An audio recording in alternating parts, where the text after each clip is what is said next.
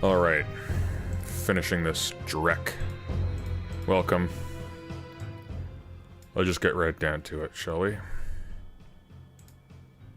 Ah. Indeed.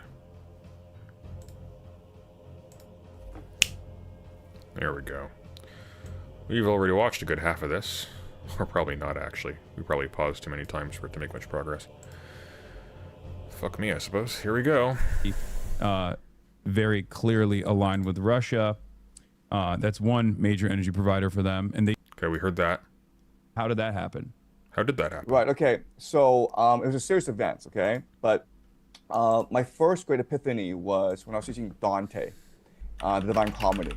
Oh, yes. And okay, for those of you who missed the beginning of this segment on the other channel, he thinks Dante was written with God's assistance. He thinks God wrote Dante's Divine Comedy through Dante.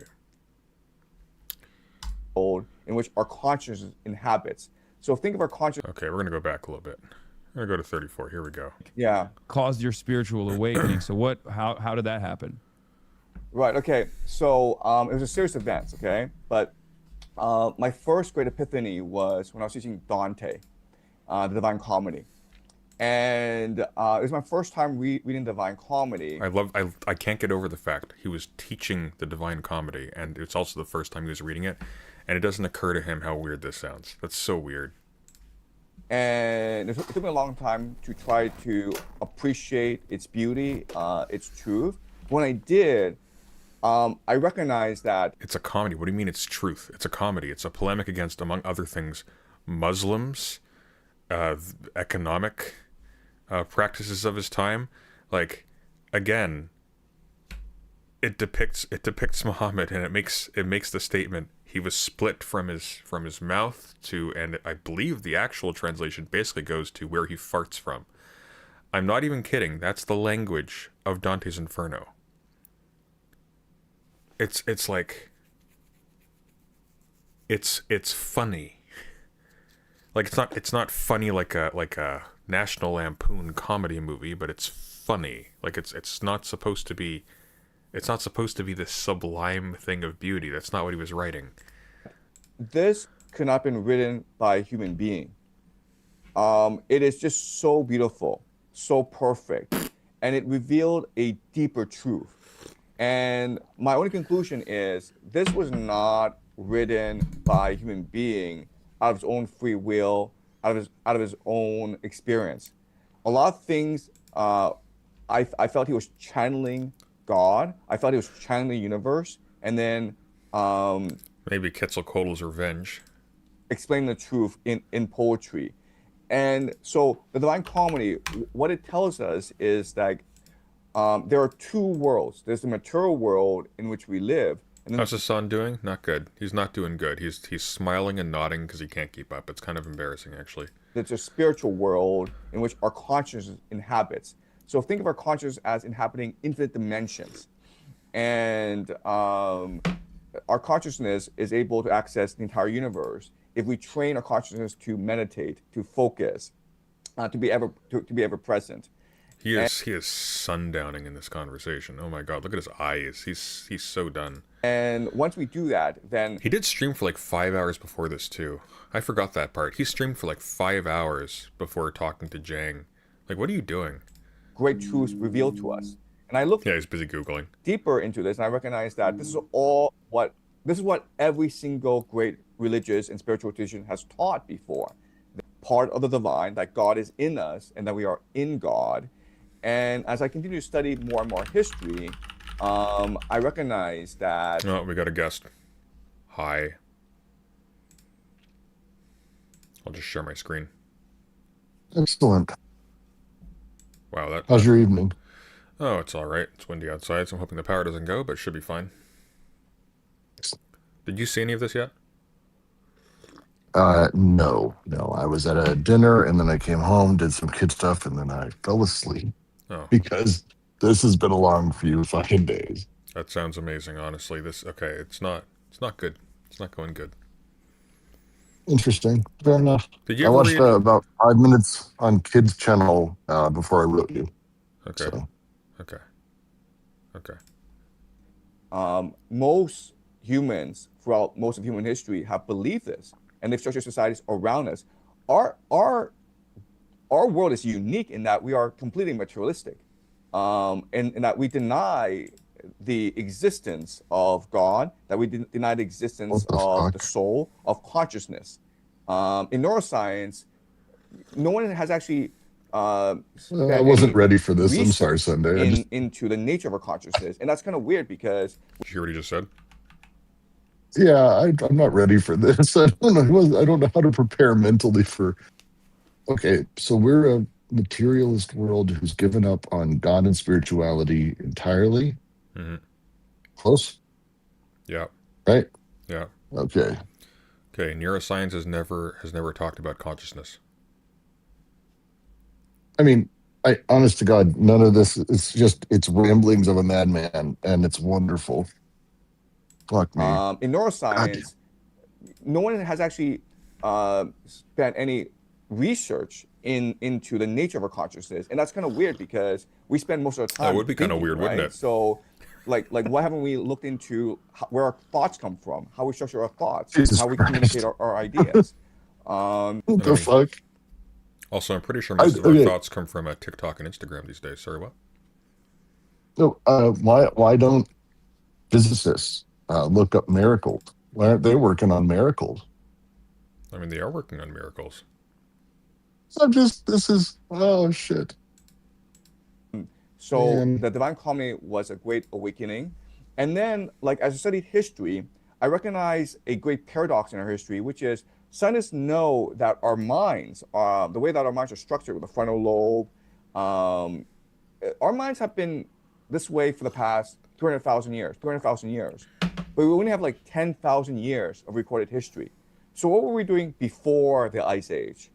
Um, were we just like, in caves, freezing to death, or running around chasing monkeys? Like what were we doing for They're running 300,000 around years? chasing monkeys. And then you look at places like Göbekli Tepe, in Turkey. You look at places like the Amazon forest, the Grand. What kills me is that just he made some like the one thing that distinguishes Professor quote unquote Jang. Oh, you didn't catch this. Oh no. At the beginning of the conversation, I don't you didn't see this part. Right now, so it's going to This is the beginning of the conversation. it's going to take a little bit to No worries. size you up, to fix you up on the screen. But I know that you are now also doing live broadcasts, because I saw you talk about the trials of trying to communicate to an audience in real time and how difficult it is. So now, we're one and the You need about same. 4 brains. Yeah, What? you need about 4 brains to do. You need about 4 brains to do it properly. Thank you. Yeah. It's the ADHD that I have. For your title, what would you like? You can just call me Jiang if you want.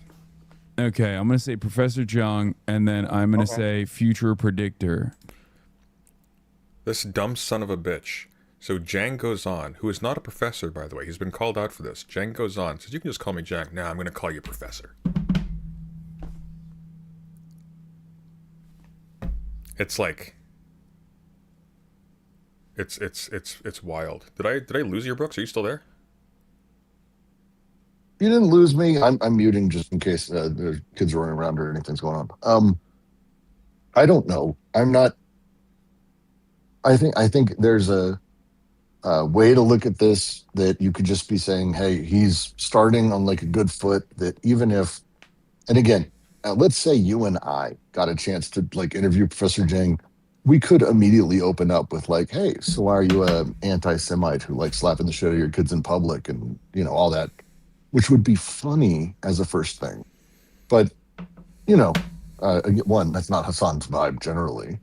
The other way is to go, hey, all right, let's set you up, get you going, get you in a space so that way we can talk. I don't know. All right. Well, let's jump an hour in. Years. And again, Well, I'm this one not saying this to defend Hassan. I'm just saying, like, I don't know. I'm trying to figure out like how I would, if I had him on, if I would be like, hey, so what do you want the stream to be? If I'd be cordial or if I'd be cold. I think I'd be cordial. I don't know. Okay, Aiko. Percent is going to have a lot of influence in finance, a lot of influence in business, a lot of influence in politics and geopolitics. So you Okay, think so it's that- the like- Chabad Lubavitch guys that are Now they we have heard a this lot, one. I want to get back to the Dante stuff. I didn't go far enough. right? He goes to Dalton School. He gets connected with Les. Hang on, let's see here. once a month or something like that. Like, No, like, no. do you Well, need the to go- dentist one is understandable. That was actually Dentist. consciousness or Okay, anything. but like I'm that. saying let's just work with that, okay? Okay, here we go. Okay, but Okay. okay, Okay. this is like really complicated. So let me go step by step. Okay, Chabad Lubavitch, they're interested in religious meditation.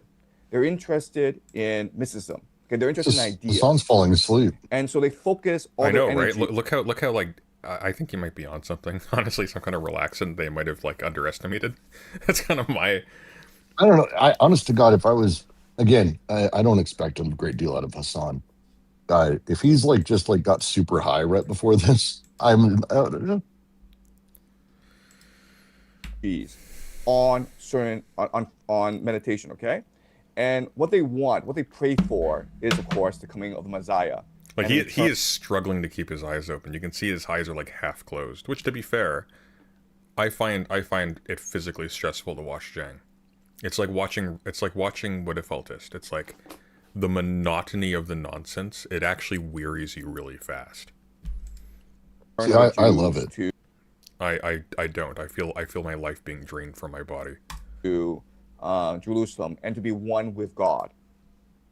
And if we believe the universe is pure energy, if we believe the universe is conscious, then these ideas would be uploaded to the universal subconscious. Okay, does that make What the sense? shit? Because like, No. It like- doesn't like- make sense to me, but I'm listening. I'm open minded. Okay, you know? right, but I want Like, to. I don't believe we're all uploading our energy into a collective consciousness or anything. But like I'm that. saying let's just work with that, okay?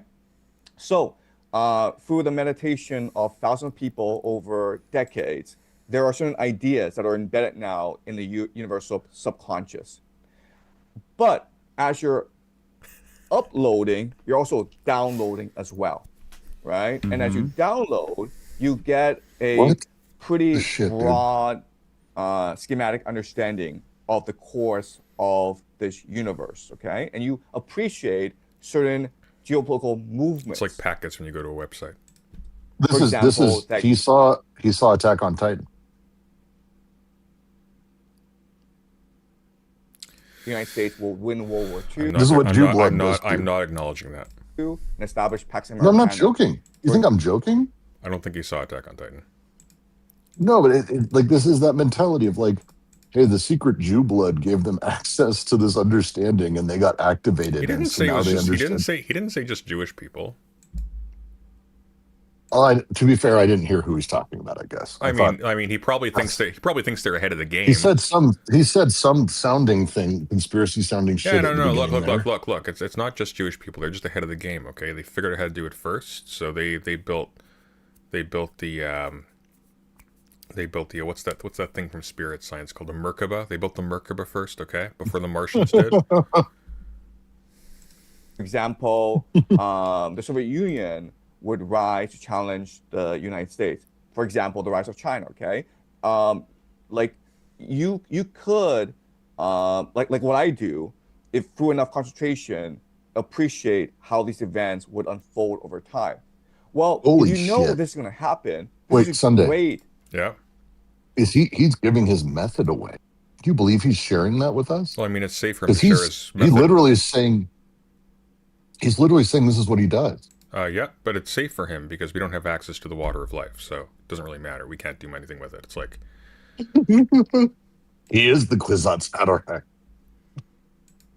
For people who work in business and in finance, right? Because it allows them to make better business decisions. And so they're better business decisions. attracted to your movement, not I want to make that one of my super chat clips. Better business decisions. because they are religious I shouldn't make fun of that, but I will. zealots because they're like, wow, this is a great way for me to make more money for myself, right? So wait, Because hold I- on. So let me Yes. get this clear. So you're saying that there are people, right? Jews, Yes. non-Jews, in positions Yes. of power, and they find themselves attracted to this way of thinking, represented by Chabad Lubavitch, because they think hard and they meditate and they unlock the download and the upload that you're getting, because this allows them to make better market decisions and make more money. That's right. So the Okay, saying where is the? You have to have some evidence for this, right? Because that seems a little far fetched, Professor Jung. Okay, well, I mean, like, let's look at the Epstein files, right? Okay. Why are these people like Bill Gates and Bill Clinton? Why are they hanging out with Jeffrey Epstein? Because they're pedophiles. This is Like, this is the 4 minutes I saw on Kid's stream. This is absolutely fucking unhinged. It was funny. I was watching Kid watching that witch lady do that Deleuze video yesterday when I was walking around, and at the exact same moment, I was like, "What?" We had the exact same reaction like 3 times in a row. It was uncanny.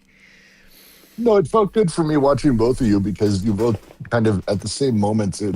There were like now 3 different critiques, but the critiques are of the same thing in the same emotional range. It was like okay, good. I'm not insane. Like watching Yeah. it felt nice. what's your answer?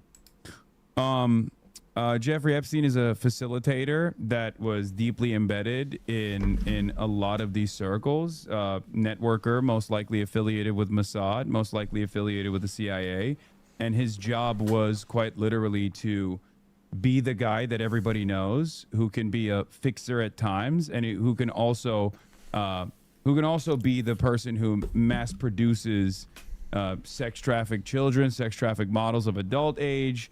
And He's basically the Kramer of international sex trafficking. and create a sequence of blackmail files on every single very wealthy person that they could deploy at times if necessary. Explain to me like why he was obsessed. Like there were a lot of emails where he was like, like, let's get pizza and grape juice, grape soda, right? Pizza and grape soda. So right? you think that was Like, code? Are you pizza? Because he would straight. Are you kidding me? I still can't believe this. He's thinking it's like someone ordering pizza, like Pizzagate. Yeah. Fuck. Up be like, talking about how he wants to fuck children too. So I've always been a little confused by that, because like, why is he using code words like pizza at times, and then other times he's just straight up being like, do not send me an adult prostitute. I would like a child prostitute is what he would say. No, but that's what he said. That's what he said when he was ordering an actual pizza. He was throwing. There we throwing it off. see exactly. It's all reversed. It's a pepperoni pizza. He ate it all the time, but a You don't pepperoni understand pizza, if you he's actually saying code. If you actually went to the island, it's just a giant fast food buffet. There's nothing else there. It's just 24/7 Pizza Hut. That's it. Can you believe that this guy who ordered one of the most popular foods on the planet quite often? Did you know that was a thing? I mean, his BMI I doesn't hate these really. people. His BMI doesn't really attest to that, unless it all went to his dick, I guess. There were 2 major phrases that were like confusing, right? The first was like pizza and grape soda, okay, and the other was like going to the dentist. These kids were going to the dentist a lot, man. Like once a month or something like that. No. Well, the dentist one is understandable. That was actually. I mean, he also had the dental chairs in his compounds, and I think that was to. I mean, I don't know what he was doing, but it was definitely like some kind of either torture or some way of potentially removing their dental records after disposing of the victims, like something along those lines for sure. Or no, god damn it. Or he just had shitty teeth and just like had a monthly dental appointments because he's a billionaire and billionaire on an island. Yeah. So like you're on an island. What are you gonna do? If you don't want to leave the island, you have a doctor and a dentist, and probably a chef and a host of housekeepers and whatnot. Like, yeah, they probably did a whole bunch of other bad stuff too, but that's not evidenced by the look they had. Look at all these cutting implements they had in the kitchen. This is probably for dismembering and hiding the bodies. It's like, or they ate food. when everyone was like, he had a how much acid did he order to the island? It's like it was like in the end not very much, and it's very common to use in pool cleaning. So it's just all dumb shit. Well, that's the Jesus. alibi. Yeah, there we go. But again, that's more overt rather than covert. Okay. So All why right, is he going so- overt at times, but then why is he also using the code word pizza? Right. Okay. So I understand what he's doing, and I understand why Bill Gates and Bill Clinton would be attracted to him. Well, then okay? please But share one, with but us One thing that, what you people know. never resolve, a question that people never resolve, is like, how did he get to his position, where he knows the Rothschilds, where he, where everyone's Actually, trying to be no, his don't best we? friend, right? It's not. Like, am I wrong? We know he was a high school teacher who gave Les Wexner access to the students. He was also fucking used that to blackmail Lex Wexner into getting his fucking Your audio is super choppy power right of now. attorney. Oh, sorry. I don't know why. That's weird. Well, it's just fixed, so I think it was a positional thing. Basically, like he was just a teacher who was also a traitor, wasn't he? Yeah, but he became a traitor. He started as this shitty high school math teacher who was like Yeah. banging his students and then giving other people access to his students. Used that to blackmail people to get in higher positions. It's a blackmailer used blackmail to blackmail people. Are people nuts? I mean, it's People Jang are on the nuts. screen. People are so, just yeah. stupid, man. Like him going to meet Elon Musk. It's like Elon Musk wants to meet him. There's Yeah, no, I mean difference. that's way after. So I think it was that school that he was working at as a math teacher who Dalton. the Bill Barr's father I think Yeah, was the the Dalton headmaster, and then he gets elevated. I think at some point he's connected with what's his name, Les Wexner, right? He goes to Dalton School. He gets connected with Les Wexner. He basically becomes like Les Wexner's potential love interest, allegedly, and also somewhere along the way gets access to all of his finances, becomes like sole financial guardian. Okay. And he just keeps. I mean, at some point, I assume he was tapped in by the intelligence community to play this role, as they, I guess, saw him as a decent serial networker who could be Okay, in and out so- of these crowds. Right. Well, and also, it's let's go worth over his noting- timeline, okay? It's worth noting, like, he doesn't have to have been born with Mossad. Like, all that had to happen is Mossad found out in some way he was doing this and just turned him. Like, that's how assets work in the community. Yeah. Like, so this isn't even interesting. Well, that was what I was. That was my complaint in the first one. It's like, this is a 2-hour-long conversation. By the look of things, at no point does Jen get upset, which means that fundamentally what's happened is Hassan is a non-entity in this conversation. He's just promoted Jang to a bunch of his really dumb viewers. Not that Hassan viewers are really dumb, but he has a lot of really dumb viewers. And he's just playing the be reasonable figure, which is basically as useless as anything. Well, for him it comes to is. He's stopping not. this shit. The problem is that works when you're someone intelligent like Sam Cedar. Not saying like Hassan is stupid, but Hassan is not also what I would call intelligent. He's very workmanlike in what he does, and it's like, I don't know. Sam Cedar, even, there's a famous moment. Yeah. Someone, as a birthday present, waited in line on the phone for Dennis Prager's TV for his radio show. Mm-hmm. Called in and got Sam on Dennis Prager's radio show. Yeah. It's an amazing moment. And Sam, because he's not an idiot, immediately recreated who he was, made up a story to walk down this line of reasoning he wanted. Because Sam knows it's not about being reasonable, it's about creating a position that a person is forced to deal with. And Dennis Prager, it was really interesting to watch, but Sam Cedar wouldn't even do this. This is just no. Well, fundamentally it's about leaving a particular impression, and the problem is that Hassan's just kind of happy to be here, which is odd to me because you are the most successful leftist coded streamer. This is a major up and coming radical right wing conspiracy theorist. Major, and you have the opportunity to do a serious dent to his credibility and to create havoc for people and to make a feeding frenzy even amongst rightists, and you choose instead to make him like you. Like, what is the benefit? Because his audience isn't going to go pro Hassan, and the only thing it seems that he's accomplished, like certainly by my lights, is he's making it seem like, okay, so when a radical right-wing figure is on stage with Hassan Piker, Hassan can be counted on to be extremely weak except on 1, 2, 3 key issues, if even. Yeah, but I'd even say it's worse than that, because like Hassan has his general audience and whatever, but he is, as you say, not only insanely popular, he's insanely popular on a platform that is primarily not people aged 25 to 50. It's a kid's platform. Yeah. And those people are being formed. And so clicking into Hassan or watching him for 2 weeks and then this is what you see. This is bad. It's not good. Okay, so I should point out, he gets a job at the Dalton School. Then he goes to Bear Stearns, and at age 30, he's invited by David Rockefeller to join the Trilateral Commission. And he gives an interview to Steve Bannon, and he's like, "Well, it's because I'm a math genius." It can always be worse. People don't forget.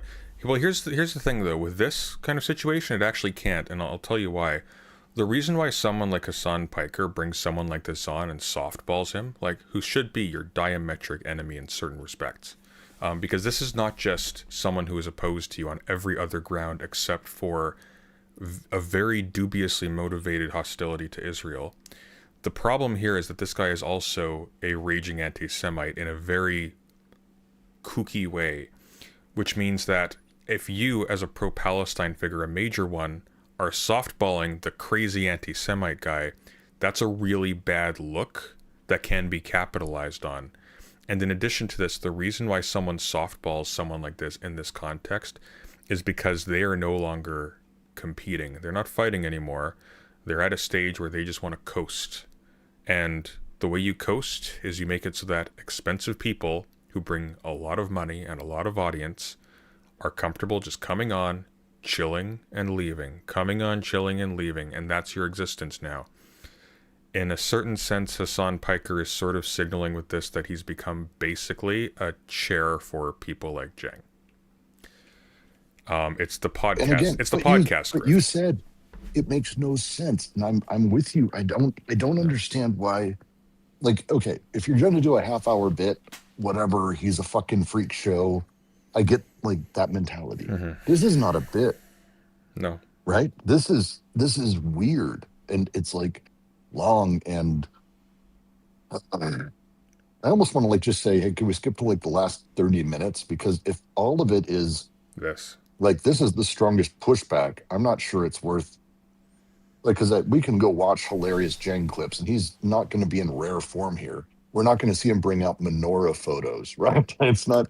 Maybe we will. I mean, he just brought up, apropos of nothing, I think we upload our consciousness and download stuff from the unconscious, and Dante was written by God. And so, I mean, we could.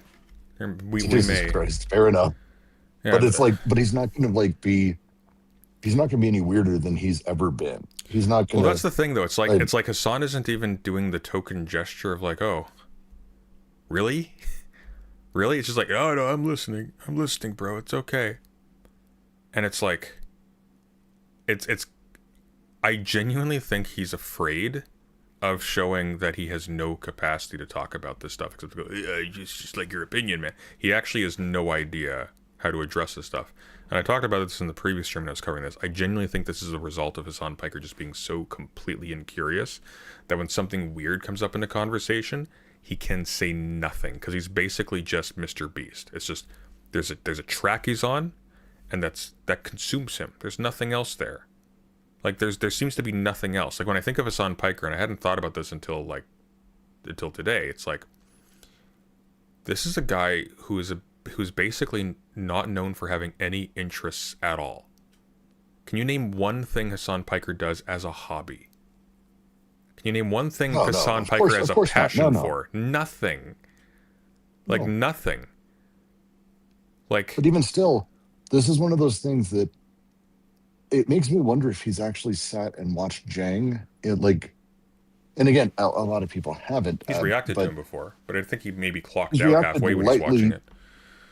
Yeah, but like, is it the crazy shit, Yeah. or is it just like him talking for like an hour about the boring stuff? I'm I don't fascinated. know. But like here's the thing though, I think he would clock out the crazy shit. I think we'd only pay attention to the boring stuff because he wants to talk to I want to talk to the professor guy who predicted the Iran war.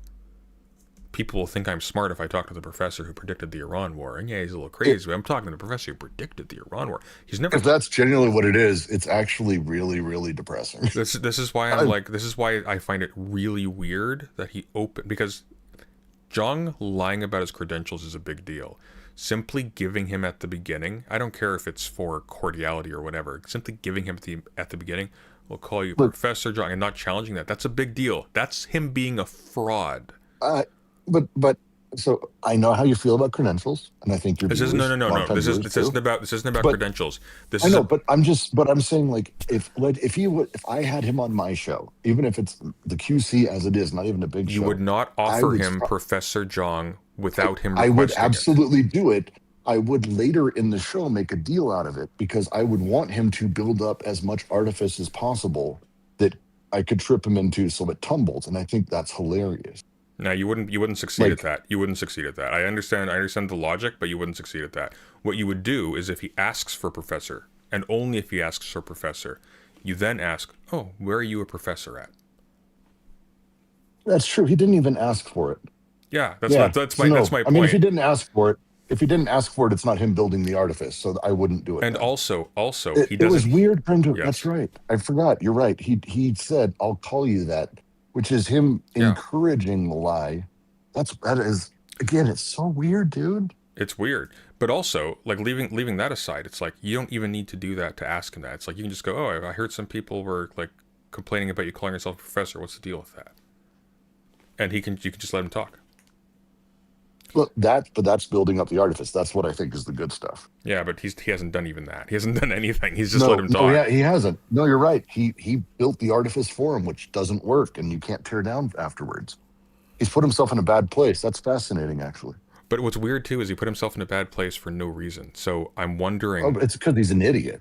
Well, actually, I'm kind of wondering a little bit if there weren't conditions to this conversation taking place. Mm, it does make you wonder because, well, here's the thing. So first off, conditions for Hassan interview, Hassan breaking them, I think would be fine, and I don't know how it would cost him anything politically in any capacity.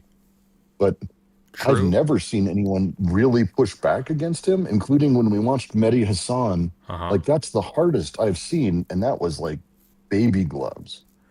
Well, So why the fuck has no one done that? Well, I can tell you why he would want to use baby gloves with Jang then, because, and why Mehdi Hassan would, because Jang got Breaking Point a massive viewership, massive, like they'd never had Yes, he did. in a long time. I don't think it might be the most viewed video they've ever had. It is just so you know, because I Yeah. do know this. It is not only the most viewed video, it's the most viewed video by order of magnitude, Okay. 3.5x. It has almost 10 million views. Their next Right. one is a video about Joe Rogan that has just shy of 3 million views. All right. But that's a major, huge thing. Okay, so put yourself in the shoes of Hassan Piker, who, whatever else he is still a Nepo baby shit political streamer. And you want to go mainstream. And you see mainstream guys giving interviews to this guy and doing really well by it. This is a social status thing.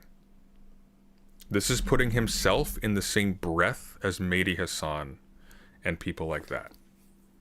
That, you know what, that's probably the most convincing thing you've said, because you know Mehdi Hassan and Hassan, they know each other, they talk, and for sure Hassan has aspirations of being that, because again, that's Jank's thing. Like Jank wishes he was Mehdi. We fucking wishes.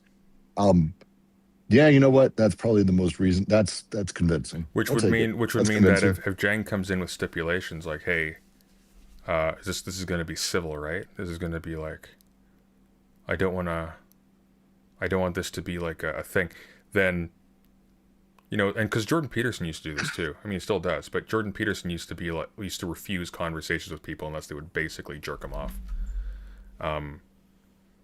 So, Yep. anyways, Back You to want it. that. You're 30 years old. And Yeah, I don't David believe that. Rockefeller- I think it Right, wasn't right. his math genius that caused a possible vestige of espionage to tap into what he could potentially do. I think it was just they thought that they could utilize him as a person that could be operating in these circles. Okay, all right. So at age 30, he joins the Trilateral Commission, and then after Bear Stearns, he works for a man named Douglas Leese, who's an arms dealer, right? And he's heavily involved in Iran Contra. And then So he's at that point he's obviously already affiliated, is what I'm saying. Like right, it's right. just And in the year 1991, Lex Wexner signs over power of attorney to Jeffrey Epstein. Who would you give power? You personally, I want to ask you, who would you give power of attorney to? Who would you be comfortable signing your power of attorney over to? probably nobody, but I do I would say understand. so. I'm not saying that it's not strange. I totally understand that. I think the reason for why he did that was because by that point he had already been tapped in, and he was the fixer for a lot of these powerful people, and had connections to the CIA. Okay, so Lex Wexner, okay? Two things about him, okay? First of all, what's really strange about him is he signed over power of attorney to a guy he didn't really know well in 1991 named Jeffrey Epstein. The second thing is, like, he's the founder of I have a something called the feeling- group, right? The study group. Just a thought, Sunday. I have a feeling he knew intimately in various ways Jeffrey Epstein. This is such a fucking weird statement because we know that at this point they had enough interactions kind of randomly. Absolutely, sorry. I'm just like anti-conspiracy posting at this point. This is so stupid. The study group are Sorry. responsible for a lot of Jewish charities, including Birthright Israel. So sponsoring all these Jewish teenagers to go to Israel for a couple weeks. I've actually been on a Birthright Israel trip. Yeah, really funny thing. I've been on a Birthright Israel trip. You haven't, but I have. No, I have not. Oh wait, but Right. But okay, so we're going all over the must be one of those lost tribes. place. I don't understand how any of this has. So are you saying that Jeffrey Epstein had he was a part of the mystical Yeah. Hasidim, that's exactly and what- that's the reason why? I'm trying to figure out why Jeffrey Epstein is put into the position that he is, and given his background, if I'm just looking at What the an objective idiot. and saying, like, what's this guy doing? It seems like he's being trained for a special mission, right? And who has Yeah. the power? Yeah, Who has the authority? mass produced blackmail for very powerful people that you can deploy if necessary, while also being deeply embedded in elite society, which is, I mean, I think there's utility for that. No. You don't understand. He was being trained for a special mission with his mind. For the CIA, there's utility for that for Mossad.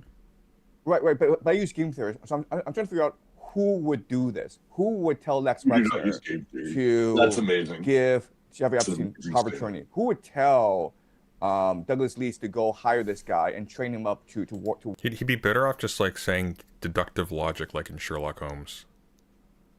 Honest to God, though, It'd be about as who would- accurate. But he's an idiot because the answer is Epstein in both cases. Hey Les, you know that high school girl? I got it for you. Yeah, you're gonna help me get hired at Bear Stearns. Okay, that's it. I want to be rich. Get me a job that makes me rich. Okay. Yeah, but then he looks Or to else the I'm corner gonna and tell the everyone. Mossad agent sort of goes around the corner, just gives him a thumbs up. He's like, Or maybe it is the mystical one consciousness we all share that is talking and speaking to Les Wexner, who says, "Hey, Les, Your friend Jeffrey is going to be important. Please give him a job. No, you can't do that. The Merkaba causes disruptions in space time. It doesn't allow for that kind of communication, unfortunately. So Fuck me. until the next polar shift, that's out of the question. Work in intelligence and in arms trafficking around the world. Hey, Ico viewers, And how you doing? I think, like, given all my research, okay, the person that would have the power, and I'm not saying it's him, but I'm saying like a person who would have the power to do this would be Rebbe Sneerson of the Chabad Lubavitch movement. Okay. Okay. Okay. So there are I two still don't videos understand of how I don't understand how that has anything to do with this Rebbe being Rebbe. like what I can't connect here is like, Rabibi. where is the mystical future sight power coming from for these All right, magical Let's- mystical Rebbe? let's just use our imagination, okay, and let's try to be Rebbe Sneerson and go into his mind and how he perceives the world. Okay, I'm Rebbe Sneerson, and I believe I'm a reincarnation of these great Jewish mystics, who are now possessing me in order to fulfill the end times prophecy, the great Jesus reunion Christ. between the Jews and Yahweh. Okay, that's what I believe. Uh-huh. Now, how do I go about doing this? Well, first of all, I need to create a transnational organization that can be politically effective in the United States and in Russia. Why? Because these are the two most powerful countries in the world at this point in history. And I know that What the because I've fuck, seen the dude? future. Okay? So I need to create a political organization. But wait, Now, I'm in the Rebbe's mind, and I can see the future already. yes, you can see the Okay. future. Yes. That Okay. already sounds far fetched. I'm gonna be honest. I feel like I don't think the Rebbe had the future foresight gifts, but okay. Okay. Again, this Good is a pushback, thought experiment. Okay? Hassan. We're just using Good our pushback. imagination. Mhm. Excellent. It's very good pushback, But, Sunday. okay. See, you're not just giving him enough credit. You just need to give him more credit. He said, I don't know, man. That's crazy. That's fucking so good. And he stayed awake through it too. Okay. God damn it. Again, this is a thought This is experiment, also okay? Hey, We're- hang on, doing hang on, no hang on, favors. hang on. I need to hear what he's saying here. Future foresight gifts, but okay. Okay. Again, this is a thought experiment. Okay, we're just using our imagination, and I'm trying to explain to you how this could have. I like how he's not clarifying. No, we're just saying he thinks he sees the future, so he has that confidence. Like, no, the thought experiment is no, he literally sees the future. He sees the future. Worked. I'm not saying this is what happened. I'm just saying, like, how do we add up all these different dots together? Okay, one is you have this guy who really believes he's a reincarnation of these different Jewish mystics that know the future, Okay. and his job is to implement the next phase of the plan. Okay, maybe he does just believe it. Okay. Okay, Okay. that's one. Number two is I now need to build organizations, and find individuals that can help me fulfill this plan. So I'm building Chabad Lubavitch both in Russia and in Israel and in the United States, because these are the three nations that are most crucial to helping me achieve my plan. All right, so these people are pulling their resources and buying up real estate as much as possible. What's really important for me is to figure out who could potentially be local allies. I mean, why did they and buy political- Brooklyn? I mean, Brooklyn real estate didn't even get better until like recently, until it got gentrified in the last couple of decades. Why didn't they just buy out Manhattan, for example? You know what I mean? If they had the future Well- foresight, I feel like I they- would make plays on a lot- Manhattan instead of Brooklyn. You know what I mean? A lot of Chabad Lubavitch were immigrants from Eastern Europe and from Ukraine and from Russia, right? And they just congregated in that area. And so once they congregated in that area, But if they have future these- foresight, it shouldn't matter, right? okay, future. Is he okay? We're at a Jesus potential Christ. we're at a potential crossroads here. He can go one of two ways. He can go, listen, future foresight, the first word he says, that's just in our imagination, okay? It's just a part of the hypothetical. Or you can say, well, you need to understand, okay, the way future foresight works. Exactly. Which one's it going to be? I gotta tell you, this is not doing any favors for people who want to say that Hassan is not anti-Semitic. Well, that's what I was saying earlier. It's like you cannot Like, this soft, is you the cannot, opposite you of cannot, like you just wrecking this guy on this would buy you so much credit. It And would I be gotta tell you, not doing that, I am not someone who has said or believes that he's anti-Semitic, but I gotta tell you, Mike proximity. There's a lot of well, sorry, I've got my AirPods in. So there's a lot of moments that feel like it's performative anti-Semitism because everything Chang is saying is anti-Semitic, and it's kind of like being softball dealt with. And I think that speaks volumes in a way I don't want it to. Do you know what I mean? I mean, I'm I finding would. it uncomfortable. I find it uncomfortable. I'm giving Hassan charity I would not give to somebody else, even as I'm critiquing him right now, which, just to your point, like, that you would not let this kind of almost pandering gentleness with this right-wing kook fly if it was Joe Rogan or if it was anyone else, frankly. So it's None like... at all. Because he's saying Jews have secret access to future sight that has given them powers. Well, slow down. And Slow the down. answer- That depends on which way he goes here. So if he goes, listen, this is just part of the thought experiment, then he's not. But if he goes, listen, what you need to understand about how Jewish foresight, how it works, my money's on that one. I think that's what he's about to do. Oh, that's 100%. But again, if the pushback is not like incredible, and instead is like, hey, yeah, wow, so you're saying Jews like have secret like powers and stuff? I don't know if I believe that necessarily. That's you're fucked up. You're at that point you are kind of a broken person. Or you're just weak and you're happy to be there and you don't understand how to actually play That the counts for game me. and you're a nepo baby. Yeah, I think I don't know if you're a broken person for that. I think you can just be incompetent. I think the problem is that, dude, if you let this pass and you don't like, this is the kind of stuff where it's like, dude, fucking really fuck off. Like, no, you're asking like, hey, look, so this person, right? When he was playing basketball, he was given a special basketball launcher he could load the ball into and just shoot it into the hoop. So when he actually played a basketball game for real, he had no like coordination with his hands to actually throw the ball. That's what he's at. Touché. Like he's never had to like scrap. Like a lot of people who do YouTube like debates and whatnot, they had to learn how to debate because people were not deferential to them because they were big famous out of the gate, right? He hasn't really had to do that. Every single debate he's had has been easy. They've been genuinely easy. I actually can't think of a single debate that Hassan Piker has had where it's actually been like a fight. I can think of ones with Destiny and Vosh and Mehdi Hassan and Sam Cedar and all these people. Like I've seen them scrap.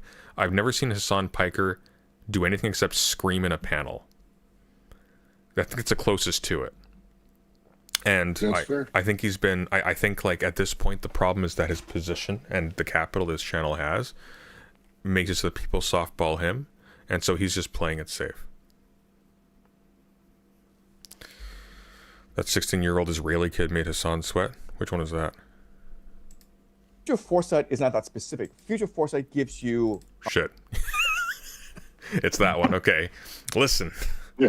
Listen, okay. The reason why Yoda couldn't see through the cloud and the Force, but could detect when something's going wrong with Anakin, is that the Palpatine was clouding the Jedi's minds. Okay, they only had vague notions, visions of how the global map works out. Also, why haven't they been able to infiltrate China? You think? If I'm look, You think they didn't? I'm the Red Bay right now. I'm the Red Bay There you go. Exactly. right now, Jesus right? Christ. Honestly, Wait, sorry. Who says they have not infiltrated China? I'm the Red Bay, right? And I'm thinking, okay, 100 years of Chinese humiliation. What's next? Listen, what you don't see is whenever Xi Jinping goes off camera, okay, he meets with his hooded vizier in the dark. Well done, Xi. Years of Chinese prosperity. Okay, Right. Eventually, there's the excess of the Cultural Revolution, and then Deng Xiaoping comes in, liberalizes the economy, reforms kick in, and then there's a period of instability in the aftermath of that. But ultimately, we get to the Xi Jinping era, right? China's rising. China's a rising superpower. I'm trying to get in there. Why haven't I got in there as the Red Bay? Well, first of all, who says they have not infiltrated China? You think the I do. Chabad I do. Lubavitch has infiltrated I do. China? Yes, I do. That's Wow. amazing. But not in the way, That's- but not in the way, but not in the way you imagine. Okay. Okay. So But again, this is I don't like this because this is a larger reaction than saying Jews have magical telepathy powers. I'm just saying that's I mean, that response. they probably help. This is like really here. He's incredulous about the idea that like the Israeli lobby or Zionism in any way has affected China in any capacity than he is Jews having magical powers. So I'm just saying like that's incredulity is a big deal here, and he's not showing it right. I don't care for this. No, he seems bored, but not bored enough.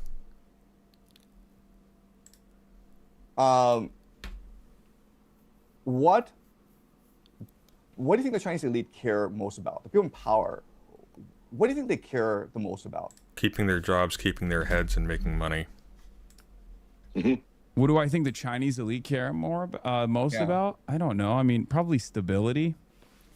Like Okay. broadly. No, that's what Xi Jinping cares about. The Chinese elite don't care about stability. They want to not get eaten alive by the rest of the Chinese elite.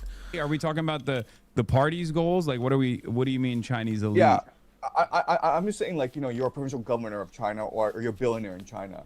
What are your priorities? If I'm a part of the well, now I'm a part of the party. I'm a billionaire. I'm a business owner in China. I'm thinking, how do I perform to the best of my abilities, and how do I go up through the ranks of the party? If I'm a billionaire, I'm probably not going to make it to the top echelon of power, regardless. But I'm trying to be on Xi's good side.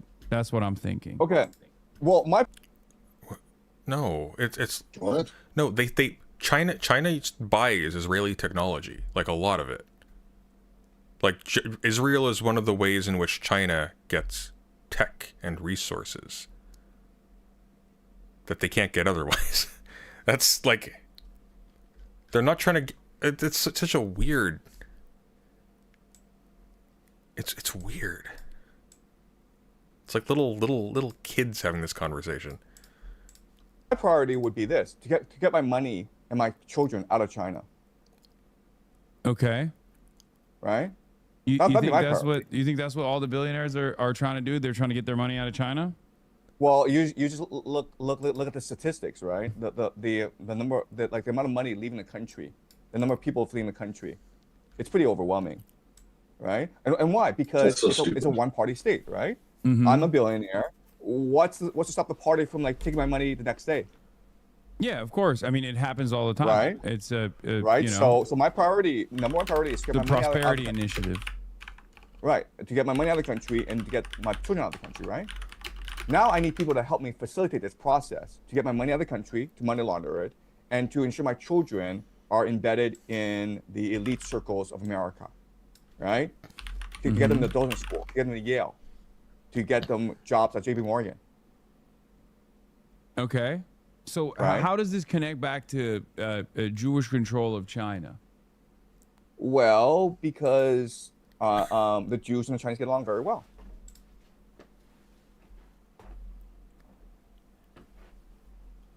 Jesus Christ. It's like water and earth decks. Okay, they mix really well. Okay.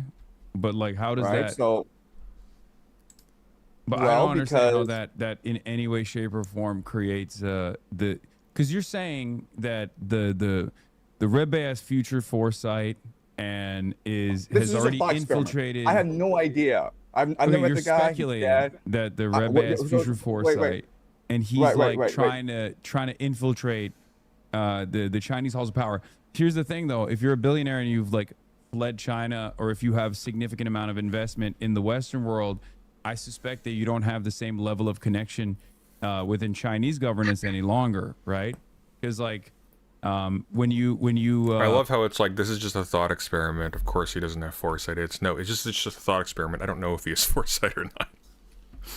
Jesus Christ. when you do that sort of thing, especially, I feel like in the Xi Jinping era, especially any kind of financial corruption of that sort is oftentimes stamped out pretty aggressively, and your ties are often severed with the party. So how does that translate back to party power? How does that translate back to influence within Chinese governance?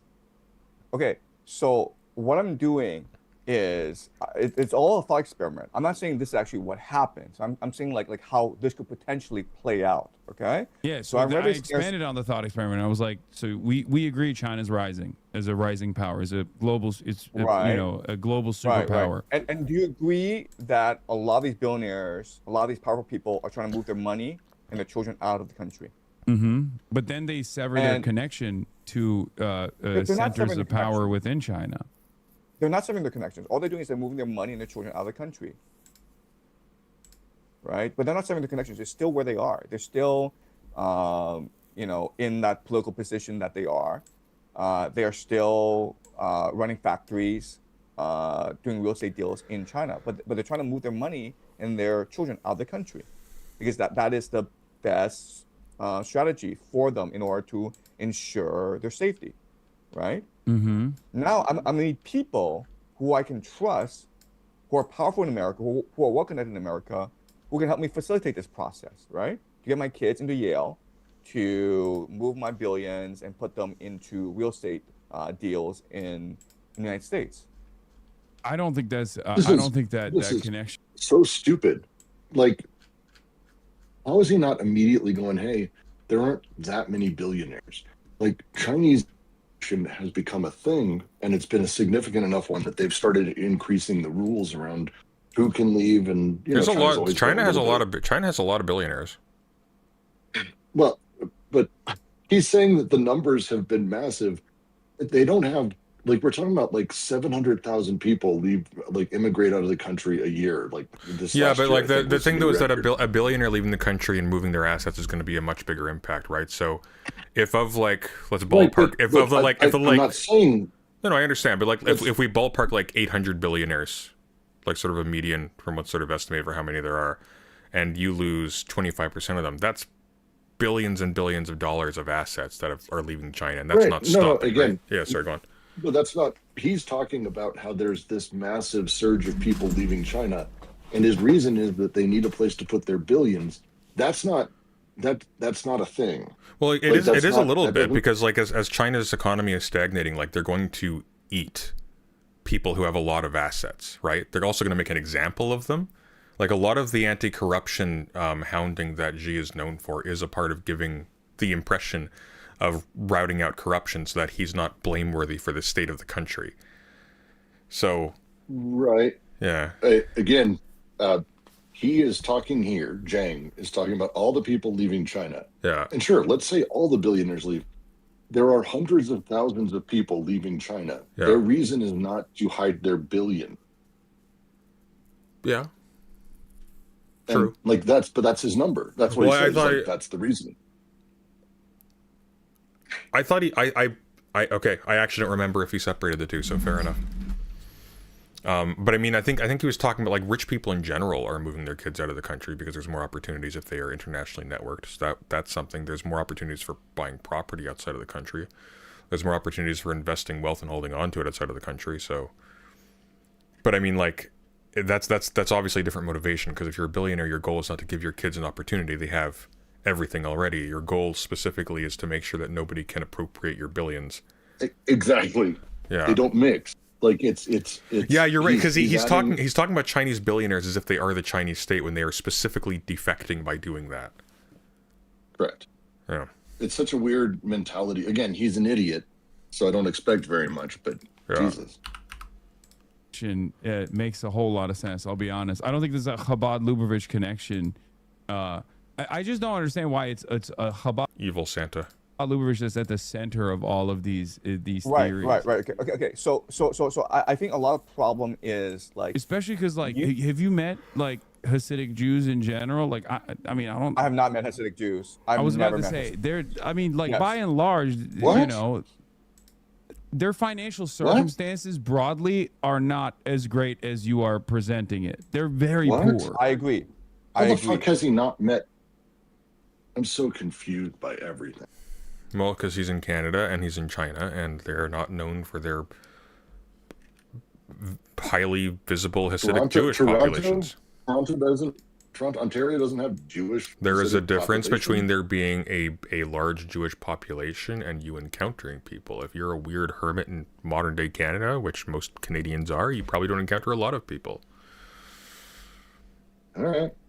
Actually, until relatively recently, there wasn't a lot of visible, at least this is anecdotal, there wasn't a lot of visible ethnic diversity in my province at all. I think you saw a few Chinese people here and there, and then most everybody there just looked like white American or European, and then that's changed over the past 20 or so years, so it's very diverse now.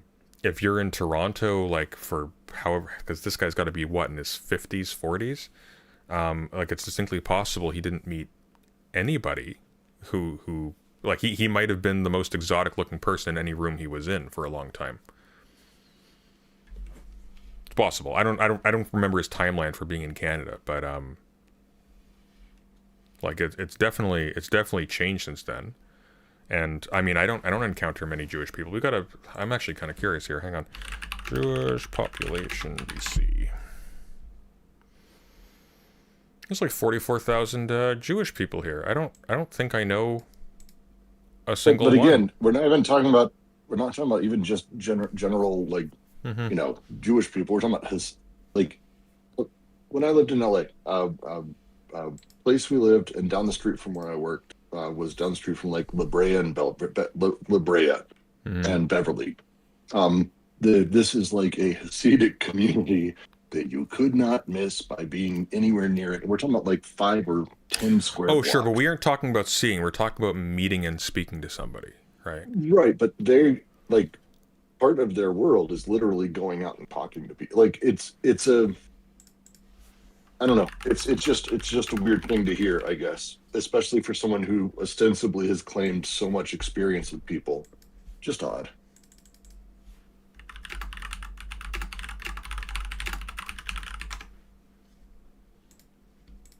So I completely there's agree. a I select appreciate group of that. them or something. Is that what's going on? With they're the ones who control the money. Oh yeah, no, just to be clear, Orthodox Jews are not Hasidic Jews. Hasidic Jews are not a visible minority. Orthodox Jews wear hats and have beards. Okay, so my first point is like the situation is not as static as you believe. I mean, it's people. It's a lots of circles that intersect at certain points. Okay, does that make sense? I'm saying like Hasidic. So I'm not saying that Hasidic Jews run everything. Like that's absurd. I'm saying like there are different convergence points. And don't get me wrong, a lot of them also wear hats and have beards, but the point is like they're not the same thing. Okay. Finance is doing finance. China's doing finance.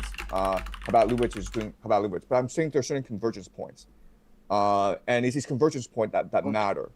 Yeah, For but I just don't understand. Like, it's not like China's like heavily invested in BNH or like Satmar Jews or something. You know what I mean? They're not.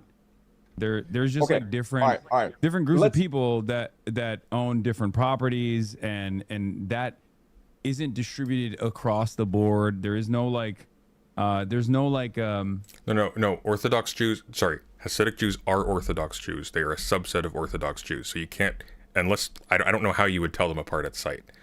But like the point is they're not, like you wouldn't know, right? You wouldn't go, oh, there's a lot of Orthodox Jewish people there. Look, you see, you wouldn't be able to tell. center of power here late. that is consolidated in the hands of the few in the way that you have represented it. I completely agree. But again, I think there is a confluence of interests that lead to certain events unfolding. Okay, so let's continue the thought experiment where I'm Rabbi Schneerson, and I'm creating this organization about Lubavitch. And what else I'm doing is Go Renaissance Izar. I'm identifying. It's so certain- fucking confusing, dude. He's like, again, it's just, this is why it's like tough to talk about this. Like even when we're talking about and we're, you know, chat's like, oh, sort of Orthodox versus this, he's not making these distinctions. He genuinely thinks like the seeds are like one specific tiny group within the larger, and it's like that's not really even how it works there. As far as I know, like there's like different versions of being that within what is considered Orthodox Jew. Like these aren't single things, and he's talking about them as if they are like monoliths. That I think that would be silly. It's very weird. It's just so weird. Potential political allies. Okay, I'm in 1980s, 1990s in New York City. Okay, I'm Rebbe Sneerson. I'm looking around me, and like, who do I think could potentially be a president of the United States? What kind of person do I think could run the White House, and who I could work with and co-opt over time? Oh, please, for the love of God, bring up JFK. You think they chose Donald Trump? That's what you think? I think so. Because you're going to bring up, I think he'll bring up JFK. I think we're going there. We're going there. We're in the domain. I think so. That's crazy. Okay. All right. If you Look. Okay. Number one, Donald Trump, since the 1980s, was saying, "I want to be president of the United States." I know, but so do many people. Okay. I understand. Okay. So I'm not saying they only pick Donald Trump. I'm saying like they're looking at different people, and it's like a VC fund, right? You're putting your money in different companies, right? And so Donald Trump is someone that they're looking at because one, Donald Trump has been saying since the 1980s. You know who else wanted to be president since they were a kid? Barack Obama. I want to be president of the United States. Second of all, he's probably at this time the most famous American around the world, right? Like if you're like in Africa. Donald Trump was not even not close. Not even close. That's so stupid. That's just fucking stupid as hell. That's insane. That's okay. That's sorry. That's just it's every time Jang says something, I can't help but like out loud respond. But that's because you're asinine comment. That's because you're thinking with the male part of your brain. That's because I'm literally responding to Jang all the time on my streams. Technically. No, Donald Trump in the 1980s was not the most famous American. You got Michael Jackson, you got Michael Jordan, 1990s. Sure. Name someone whose first name isn't Michael. Hassan, please. Nowhere near the most famous. People. He was barely famous in America. I mean, he was like in rap songs and stuff like that for some period of time, but I think if you're a poor person living in Africa, the person who Africa knew who Donald Trump was in the 80s. Probably Michael Jackson and Donald Trump. I think so. No, I think that's so. crazy. Because But Madonna. This is how his son should have been reacting to everything. This is the stuff that sets him off, but not magic Jews. This says a lot. because at this time in history, okay, like around the world, people are going to associate the American dream with Donald Trump. This is a guy who got rich and he's able to, sleep with. No, he's not a guy who got rich. He inherited money from his father. He was already rich. He started off rich. Like movie star. And if he's able James, to. oh, Go on. see, I was expecting Jag's next sentence to be children. No, you weren't. I mean, I don't think That would be accurate. This is Jang. he was seen like that at all. He wasn't seen like that at all. He had a wife. Like he was just like a weird real estate guy that was kind of gross. It's actually a big driver. Is a big motivator of his enmity towards the cultural elite. Is that he was never welcome because he was too rude and he was too nouveau riche. gross. So that was his like big driving motivator to like destroy the cultural elite, the liberal intelligentsia. They mostly saw him as a cartoon figure. I agree. Like in the 1980s, the rich saw Donald Trump as a clown. I agree with that. But again, like we're Sneerson. I'm like, who can we invest in? Like who would be a good investment? You're not invest. I mean, they still do. Most of the billionaires he associates with popped up over the last 30 years. In someone who's a real billionaire that everyone admires, because it's going to cost you a lot to invest in him. But you've got this guy, Donald Trump, who thinks he's rich, but who's not really rich, and who everyone detests, right? He's someone that you could nurture over time. In Mar-a-Lago, there is a replica of the Ark of the Covenant. Yes. Is that true? I didn't know that. Is there actually a replica? I'm looking it up right now. Mar-a-Lago Ark. of the Covenant. I love this. And is it from like is it an Indiana Jones prop? That's 2 years my ago. first thought. Oh, wait, no, shit. What the hell is this? What is this? Hang on.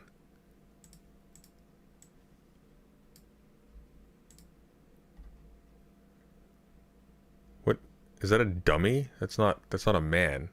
Hang on.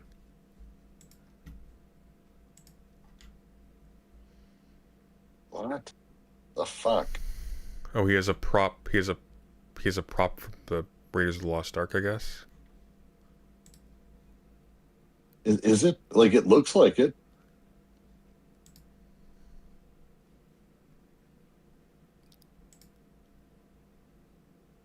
So yeah, it looks No, like biblical. Looks like he does. What's that? It's apparently based on the biblical, which again, the Raiders one was too. No. so This is probably identical. This is identical to the Raiders one. So I think it's a prop from Raiders of the Lost Ark because nobody knows what it looks like. We don't have it, right? We have the dimensions and the specifications given in Leviticus, I think. But we don't have. I'm sending you and again, this is. Sometimes it's really hard to tell the difference between anti-Semitic conspiracy theories and actual Israeli news. But I'm going to send you the Israeli news article, which is look. This is unique. Hang on. It's unique. Like this is the Lost Ark from Indiana Jones. This is what Donald Trump has. It's the same one. Like it's even the same dimensions. It's the exact same one. That's a prop from a movie. I found articles that literally go over like that it was made and handcrafted by Torah experts, and I from a Israeli site again. Well, that's interesting that it happened. Did the Indiana Jones movie do that? Because of course it what did. a coinky dink. I'm pretty sure they wouldn't care about accuracy. It's Indiana Jones. They showed ghosts coming out of it. That's blasphemous. I don't think. I'm trying to think of what like rabbi or whoever would agree to that. Did Indiana Jones? I don't know. Did that was my brain's not working. Fuck. Raiders of the Lost Ark. No, Star Wars director. Help. What's his name again? George Lucas. Thank Steven you. Spielberg. George Lucas. I don't think Steven Spielberg was. I know he was involved. Did he have that big a hand in the creation of it, though? Well. Also, yeah. like the writing of it screams George Lucas over Steven Spielberg. Steven Spielberg is slow and No. He wrote them. They were pulp. George Lucas. Production designer Norman Reynolds oversaw the Ark's design for Raiders in 1981 with the art department at ILM, basing it on Exodus 25's description. Ralph McQuarrie contributed illustrations for the climactic opening scene. The physical prop was built at Elstree by the film's prop department under Reynolds. So yeah, they did follow the Bible. Well, I know they followed the Bible, but there's a difference between following the Bible and then following like some archaeologist who like went in and was like, oh, and these are the point. The point is the model that Trump has is the model from Raiders of the Lost Ark. So whatever he got done, no matter how hard they worked at it, what they ultimately did was created a very expensive version of a movie prop. It's pretty amazing. It's pretty a gaudy version of a movie prop is fantastic. That's basically a symbol of our times. When did Baudrillard die? Because it's a shame if you missed that. Yeah, actually, that's basically Baudrillard died so the story could exist. He actually died in 2007. I didn't realize he was that. Okay. Interesting. That's the most Baudrillard thing that's ever happened. I know, right? Maybe. You have Donald Jesus Trump. Christ. Yeah. So he created a fake. Oh my God! Like that's layers. I love it. He created a fake Ark of the Covenant, but real, authentically. In Mar-a-Lago. Okay. Do you know about this? No, but go on. Okay, but you can actually Google this. There's a replica of the Ark of the Covenant in Mar-a-Lago. Okay. Jang's he's smirking there. He knows he's cooking. Okay. Whenever like Donald Trump has a 99% approval rating in Israel. Patron goal for making our own prop. If we hit 3,000 a month, I will make my own Ark of the Covenant. Okay. with hookers and blackjack. Literally see him as the reincarnation of Cyrus the Great in Well, they don't Israel. anymore. They fucking hate him now because he told Israel to stand down in Lebanon. His approval rating dipped like 60 points, I think, in a matter of 2 weeks. Okay, but right, and But before but he was very popular figure in Israel. They liked him a lot more and than. they see him as Cyrus the Great. Okay, the reincarnation of Cyrus the Great, someone who is going to take the Jews back to Jerusalem and build the third temple. Then I'm you gonna have be honest. Again, I don't think many Jews are as like religiously involved in this this messianic. Like, there's the red heifer stuff, but they're by and large. I think Zionism is a civic nationalist substitute for any kind of religious understanding of the world. So I think it's more. What? More so born out of like a level of self-preservation. Zionist is a civic net. He doesn't know what these words mean. Self-interest, a fear that if there isn't a Jewish state, that like the Holocaust could happen again, things of that nature, and not necessarily this this religious ideology. Are there some Jewish people, like fundamentalists, who have this kind of perspective? Certainly, but they are not the majority at all. I don't think like it's so weird to like bank so much on the general secular education level of a culture that is 50% saturated with people who want Palestine to be biblically cleansed.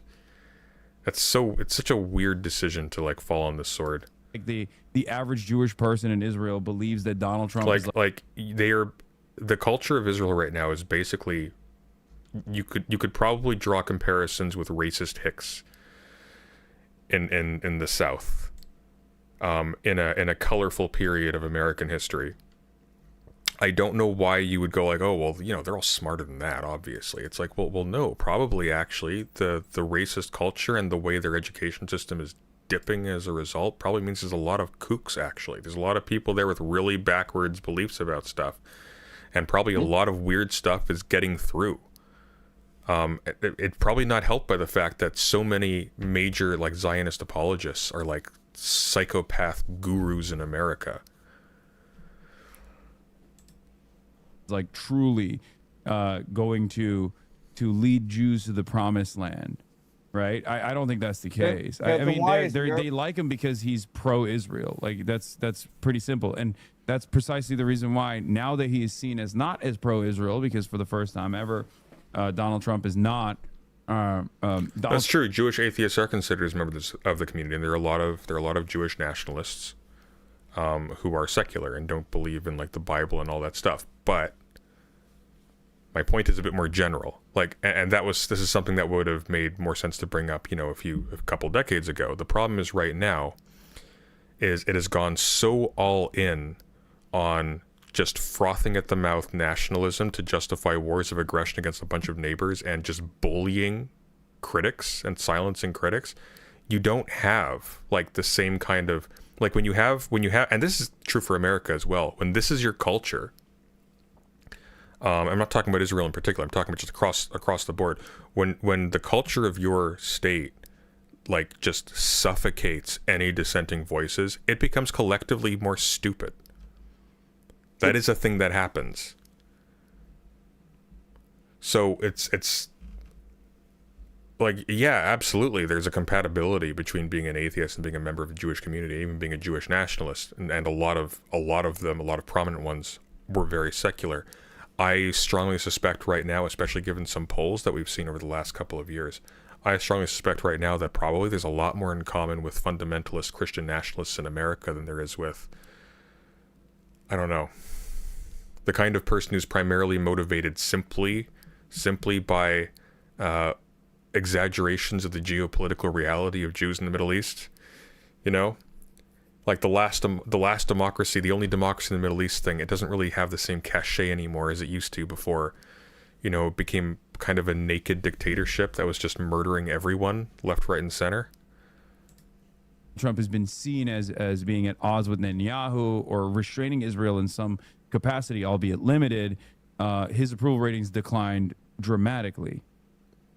let me ask you this question, okay? And you can take a guess. But Javier Milei, when he became president of Argentina, his first foreign trip, okay, as a head of state of Argentina, was to Israel. where?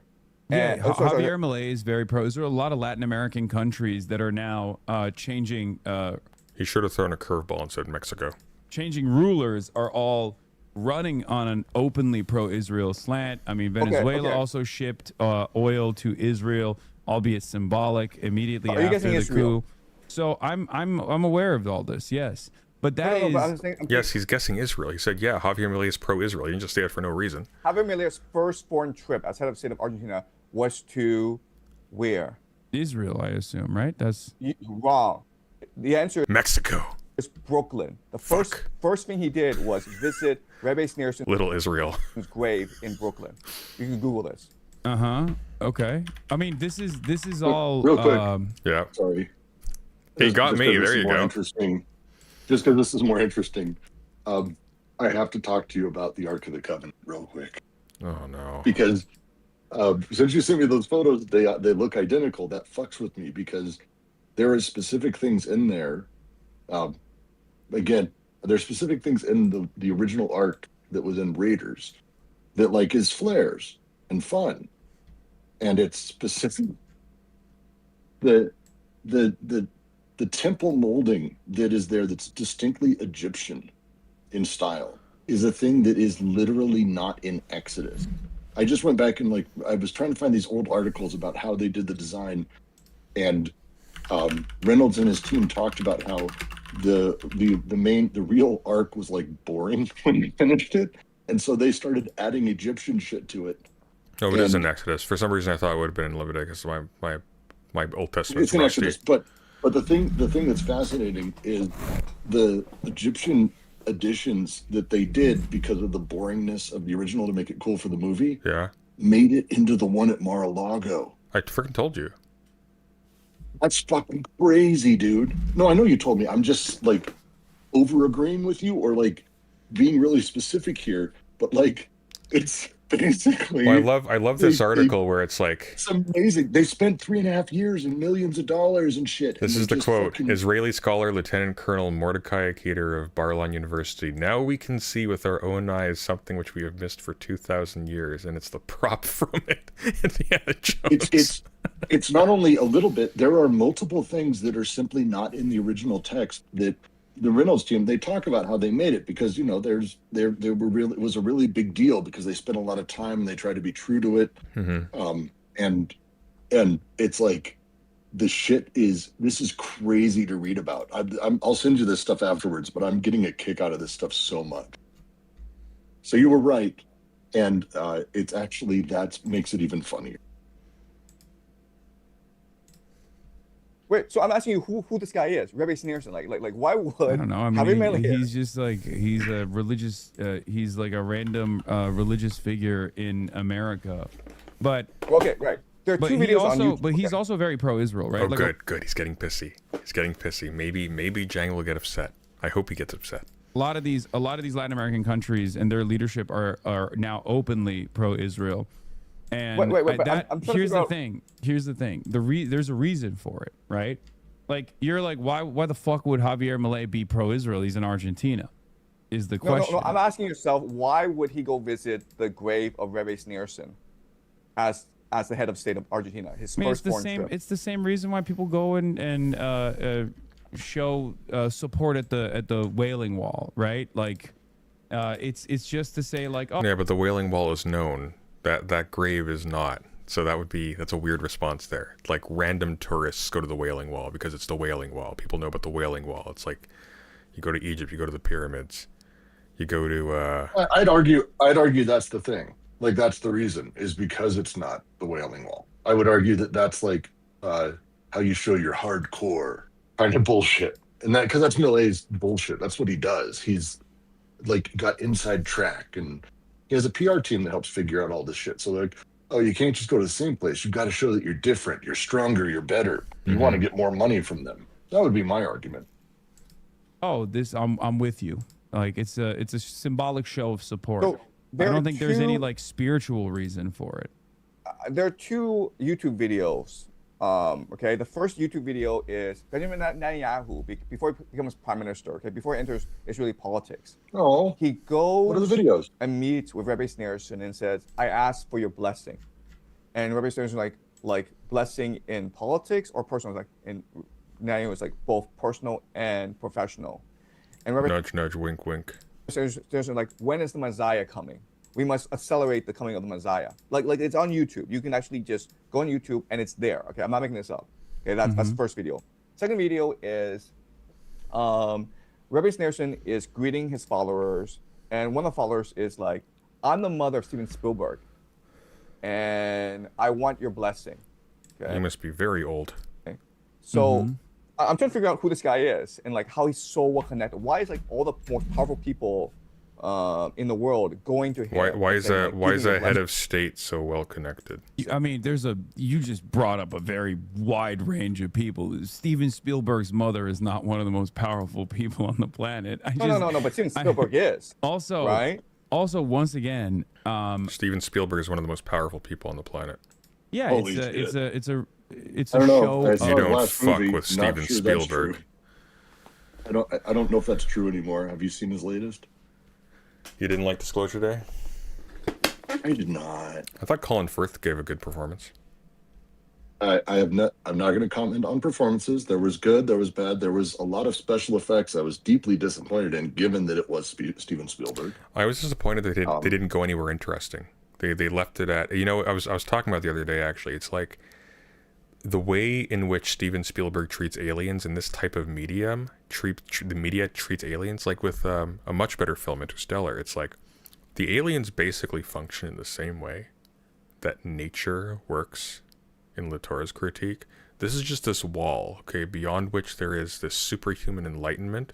And so the aliens are just an emanation of where we will be when we are correct. And so they are a way for the director to just posture as like the finger of God, just like, oh, this is actually how you should be, puny, dumb ant people of Earth.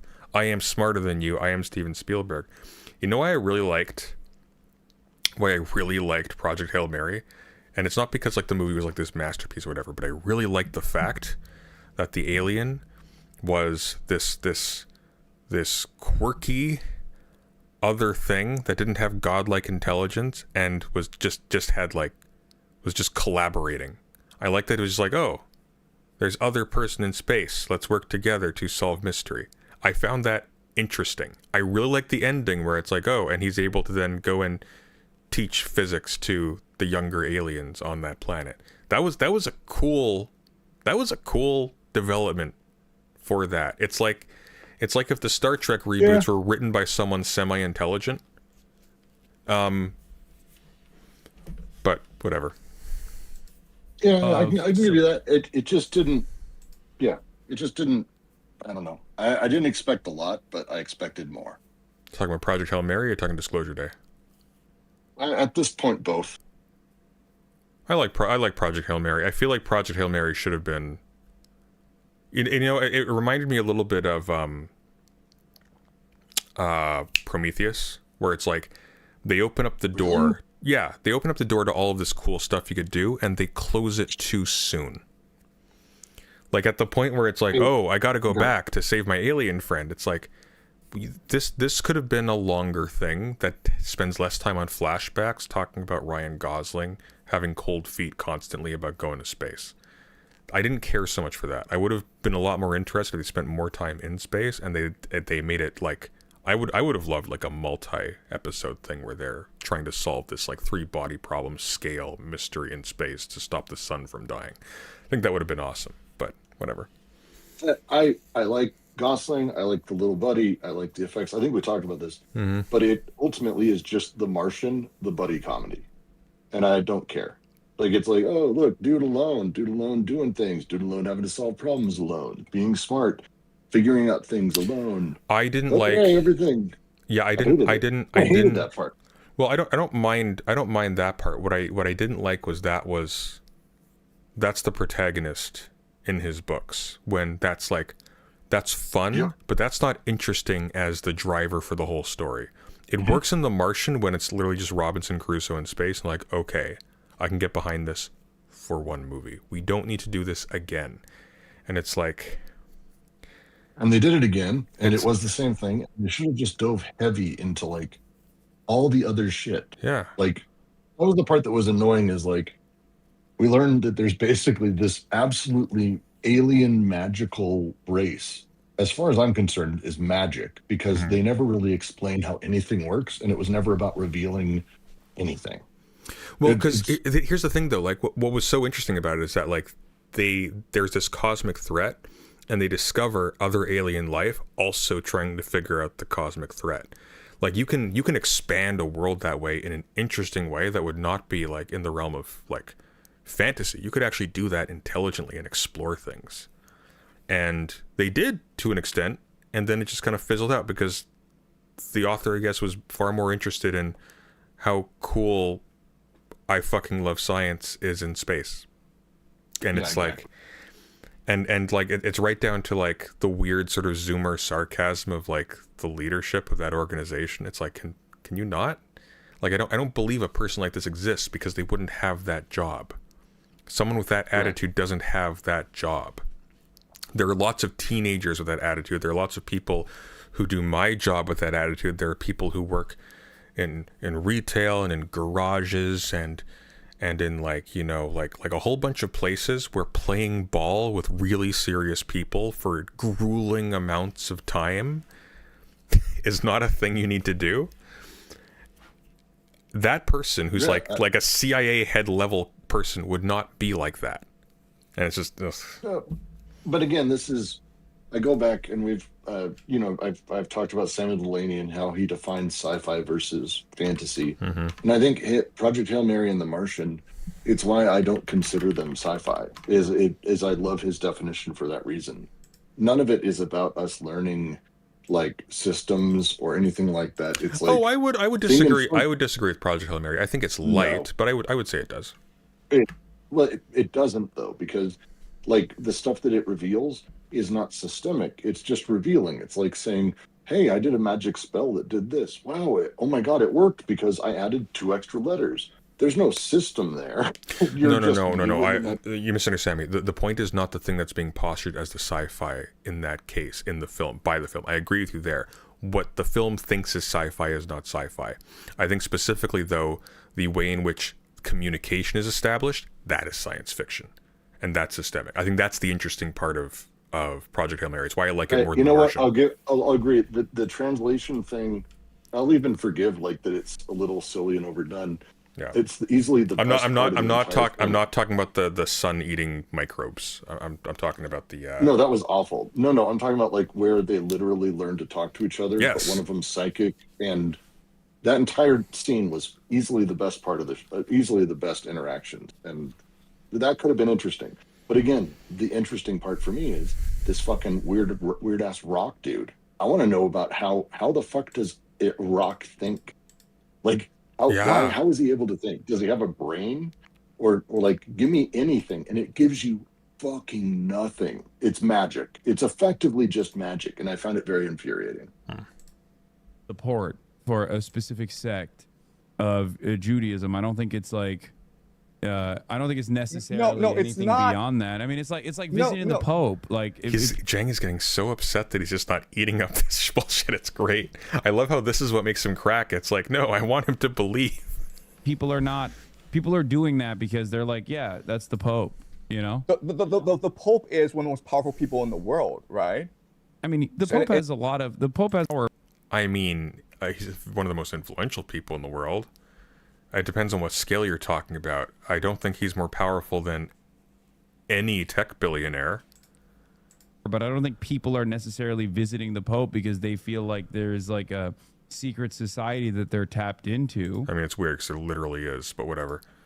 It's Like, the- of all the people in the world, like, the Pope is one of those people who actually is connected to secret societies. And they're not that Kind secret, of. but we know about them. It's like, okay. It's like, you know who was in the news about pedophile rings before Jeffrey Epstein was? It's like, there's a big issue with popes or not popes with I mean popes too, but with like cardinals and whatnot just having like ridiculous amounts of ostentatious wealth and being just this embarrassing thing. Like there's a ton of weird shit that goes on with. There's a great book actually. It's called oh shit, something in the Vatican. I was reading a little while ago, but it was talking about like the connection between during the Cold War, like the role of cardinals. Da Vinci Code. Da Vinci Code. No, not the Da Vinci Code. It was talking about like the way in which like different secret services. Angels and Demons. No, it was not a novel. It was promoted by Foreign Affairs, and it was about the interaction between like intelligence agencies through the Vatican and how they like not like collaborated per se, but like how like different like people in that area sort of partook in that. Anyways, whatever. What were you saying? For me, the Pope thing is like it's easy to call him one of the most powerful people in the world. I have an easy measurement. Okay. If someone makes what I consider to be a fairly basic statement, Your audio's cracking up again. Sorry. If a person makes a statement about something that's fairly like let's say AI is not good for the world, and the statement of the person is international news on the front page of every website and multiple printed newspapers, I think you could argue that that person is fairly powerful, and that's true of the Pope. Like I would just say that's on the list of things. If when you speak, you're on the front page of newspapers. Your audio is cracking up so much. What are you doing? I'm sitting here. Okay, you're not sitting on your phone, are you? I've got my AirPods in and I'm on a laptop. Okay. Don't know what to tell you. They're in your ears, right? Just making sure. I'll stop being they're right up my ass. Okay, there you go. The book's called Vatican Spies from the Second World War to Pope Francis. It's actually pretty fun. And it's also not bullshit. It's actually pretty good. It's very grounded. It is not that exciting, but it's looks like this. Anyways. Debatable how powerful the Pope but is. I'm saying, like, if you're Catholic and the Pope gave you a call and says, hey, can you give this guy, who's my friend, power of attorney? I think all Catholics would do that, right? I don't think the Pope is making phone calls like that. I'm going to be honest. I'm not saying that either. I'm saying, like, if that were the case, right? So this ties back to the Rebbe that we were talking about. You're saying that he made the call to Les Wexner. It's never that simple. He told someone to go tell someone to go tell someone to go tell someone, and then Lex Wexner did that. It's like circles and circles. It's never that plans like plans. Simple, right? It's not like Okay. Rebbe Sneerson, right? It's like Rebbe Sneerson's like, like basically saying, I bless this man Jeffrey Epstein, right? Word gets out to someone else, and Lex Wexner's like, oh well, if Jeffrey Epstein is approved by Rebbe Sneerson, then I can give him power of attorney and I can develop him fully to his potential, right? I think these things are much more amorphous, much more ambiguous than people appreciate, and that's why, like, if you actually talk to these people, they think you're nuts if you point out the connections, right? I mean, not really. There are a lot of religious leaders that people show support to. I mean, I think Zohar Mamdani went to the Rebbe's grave too. It's like, it's just a thing that you do because you're really. Yeah, it's a thing that you do. I didn't know that. Yeah, it's a thing that you do in order to gain favor from different constituents that are going to go out and vote. It's just like, it's the same as like going to the when Michael Bloomberg went to the same mosque that Zohar Mamdani went to. That doesn't mean Michael Bloomberg is like secretly Shia Muslim now. You know what I mean? It's just a way to signal your support to these different groups in a relatively diverse environment like New York. Javier Milei is also a bit of a weed. If you want, one of the great examples would be Ted Cruz and the butter cow. I would use that example. It's one of my favorites. Ted Cruz and the butter cow. Do you know it? No. Oh, allow me to send a picture.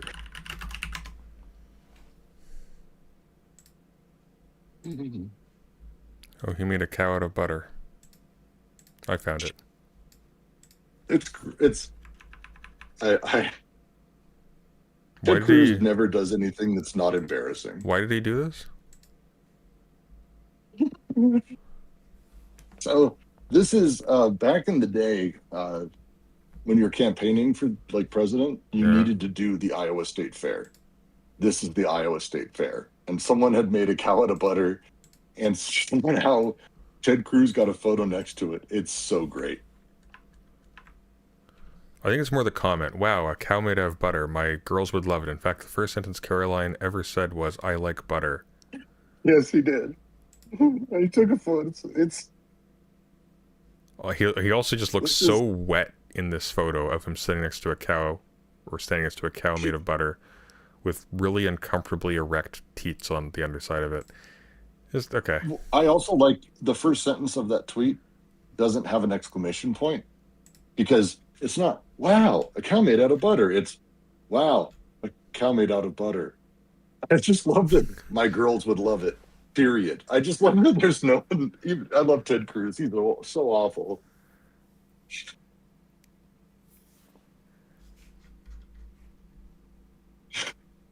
Judaism, Kaya. What are you doing, girl? Hang on, wait.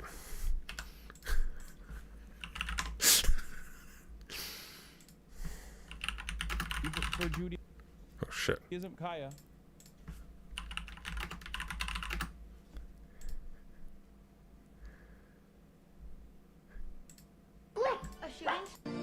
Sorry. Is also a relatively diverse environment like New York. And Millet, so- Javier Millet is also a bit of a weeb for Judaism. Kaya. But that's a separate situation, I think.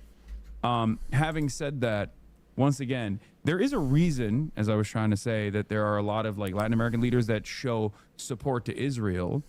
But I don't think it's like some secret messianic Jewish conspiracy, but rather it's a way to signal support for Western foreign policy, specifically American are there foreign s- policy that you will be a loyal servant to. Why are there so many IDF soldiers in Argentina? I don't know, vacationing Am I having a stroke? Did he ask this already? there's the Patagonia Yeah, fires, yeah. right? That's what you're. Seriously, am I having a stroke? Was there a preview for this or something? Was that at the beginning? Did I swear I heard him ask this already. Yeah, I don't know the exact details of what's going on there, as far as like what may have taken place, but as far as as far as land grabs or whatnot, I don't know how that translates to, again, some kind of like grand Jewish conspiracy. I'm not saying there's a grand Jewish conspiracy. I never Kind said of that. are though. I'm not saying the Jews control the world. I'm not saying they're conspiring to control the world. All I'm saying is there are forces at play. And once these forces converge together, this offers you a better insight into how geopolitics works than the simple dialectic materialism. That's all I'm saying, right? Because like the very station is just a thought experiment, right? I'm trying to figure out. I never met this guy. I know nothing about him.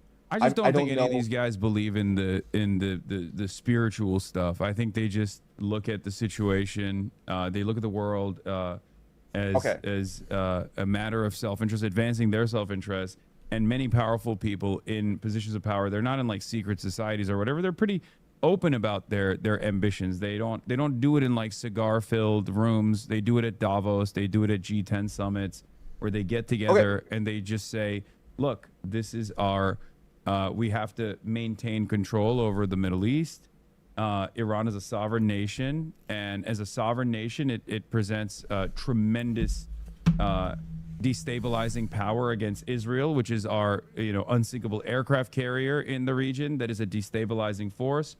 And if there are some people in Israel that believe the messianic the end times conspiracies or whatever, that's fine, but I don't think that's the major motivating principle of the likes of Benjamin Netanyahu, for example. I mean, he's a conservative Jew that grew up in Philadelphia, so I don't think that like he's a firm and committed believer in that. I think he just wants to leave a lasting legacy and expand the boundaries of Israel.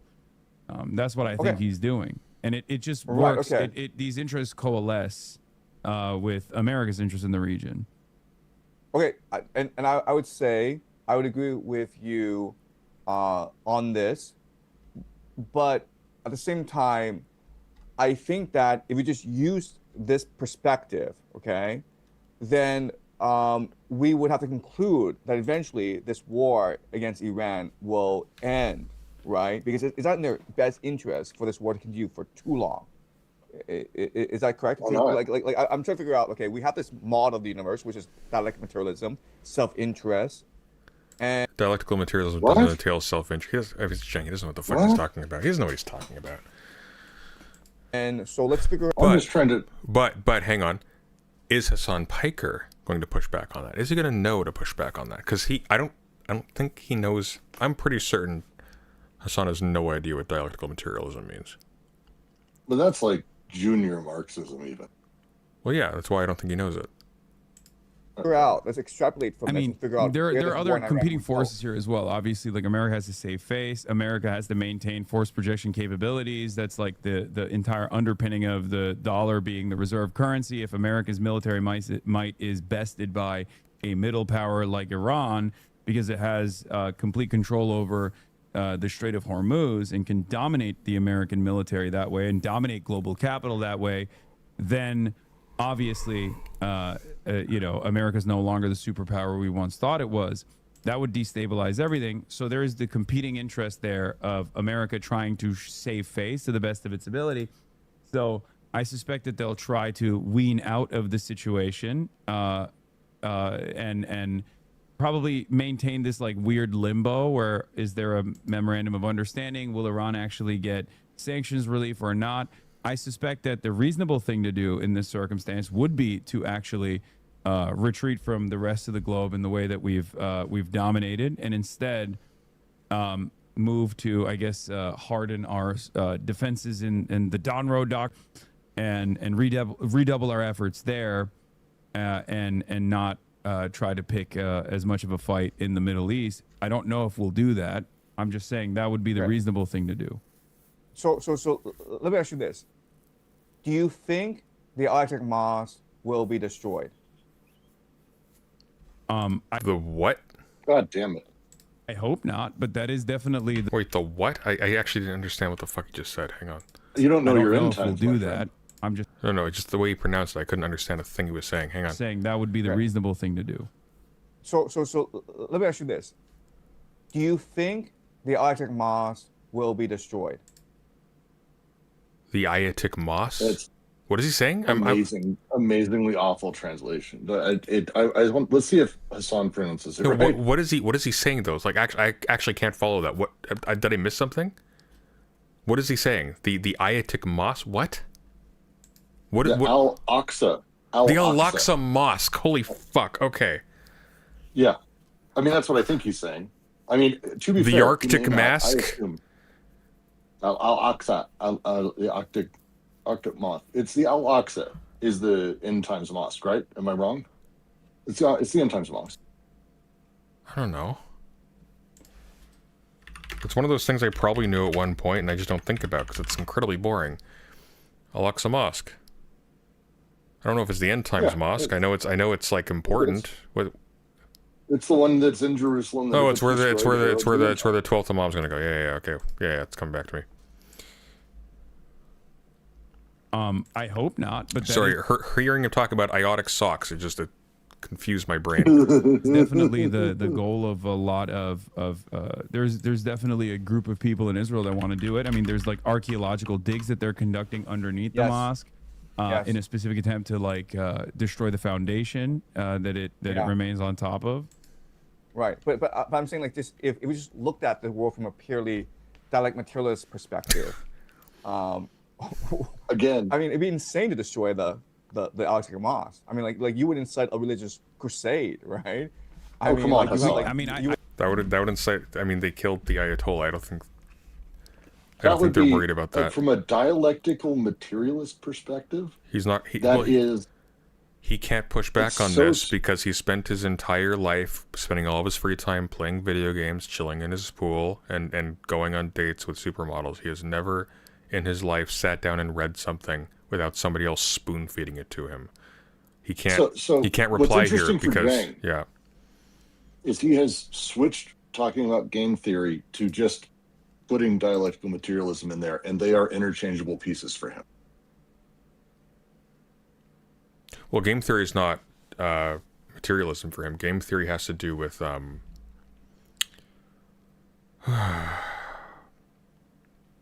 don't know For why. him, I don't know why I'm defending I would, this. I would argue that he's just like swapping it out. Well, the thing of it is, though, is that he can, with game theory, he's able to, with how he talks about game theory, which is really just international relations theory from a realist stance, but with Metroids. He's allowed to have like metaphysical battlefields where all of these forces are also playing. With dialectical materialism, it's like, oh well, we're only it's you know what I mean? Like it's. I don't really care about Jang, the thing, because Jang will just say shit. What I care about is like, so Hassan Piker's going to hear in front of all these people like, oh, dialectical materials can't respond to this weird quirky thing I'm bringing up, and he is so insecure because he knows he doesn't know anything about it that he can't actually respond to that. It's like, well, that's actually not what that refers to, which means that canonically, the position of this channel is going to be that's what it refers to, and eventually he's just going to stop. What's going to happen is not he's going to educate himself and be a better materialist. What's going to happen is at some point he's going to go, yeah, that's a thing dumb thing I used to believe in when I was younger. Now I'm a liberal. I believe there are people who believe a litany of different nonsensical things, and that could motivate them to take action. I understand that. I'm not discounting that at all. So all I'm saying I just don't think that there is a. I think that as long as it coalesces or converges with the interests of more powerful nations like the United States of America, or as long as it's in the interest of Benjamin Netanyahu to maintain a coalition with the more fundamentalist, more religious Jews in his coalition, he will make it seem as though that's fine, and he won't make he won't like force them to retreat in any capacity as long as they don't like destabilize too hard. But things do happen. They might end up, doing something that's like completely chaotic. But I don't think it's I don't think it's going to bring about the end times prophecy, is what I mean. Okay, all right. So I think here you and I would agree where maybe we can use economic self-interest to explain 95%, right? But then there's this unpredictable religious fanatical element to it, maybe 5%, that changes the vector of events, right? So if there were no religious fanaticism going on, okay, we can predict how this war will end up. But because there are these religious fanatics, maybe 5% of the population, and we're talking about like both in the United States, in Israel, in Iran, these are just religious fanatics, and they want this war to achieve their end times prophecy. And you and I agree, like they probably won't achieve their end times prophecy, okay? But that doesn't mean they won't try. And because they'll do certain things, then these events will basically become catastrophic, right? So I think right now the war is containable. But if the Al-Aqsa Mosque is destroyed, right, then all bets are off. Like we don't know what's going to happen now. I mean, who knows? Who knows how the Muslim world reacts? But we do know a little bit. They don't have the military capacity or the capital investment to react, period. That's all. Like, there just wouldn't be... It's not even a matter of, like, oh, how offended would they be would the rioters of Rohan show up. This is, like, Bad and Panada level logic. Where it's like, oh, Israel's a tiny little country, and if they make everybody else mad, eventually they're going to come storming over the hills. Like, well, no, they're not. They don't have the weaponry, too. They don't have for what and with what. Like, they have no... No. That's silly. They've conceded quite a bit because Israel has Israel is America. Israel's military is America.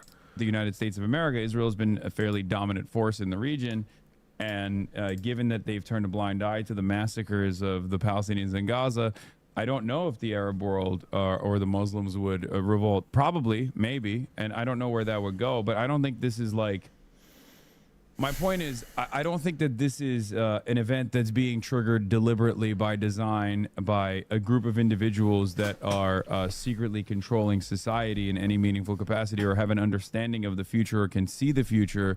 It's just more so people that are, you know, self-invested and some who believe in ridiculous things. And you keep those forces at bay to the best of your ability. But the only reason why they're a part of the Netanyahu coalition, for example, is because of immediate political reasons, immediate domestic political reasons, and not like a much larger, much broader, you know, cult that is a towering force behind closed doors.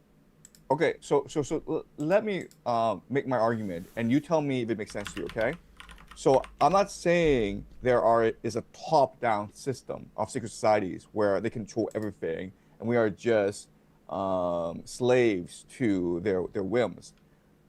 But there are lots of people embedded in different positions of power.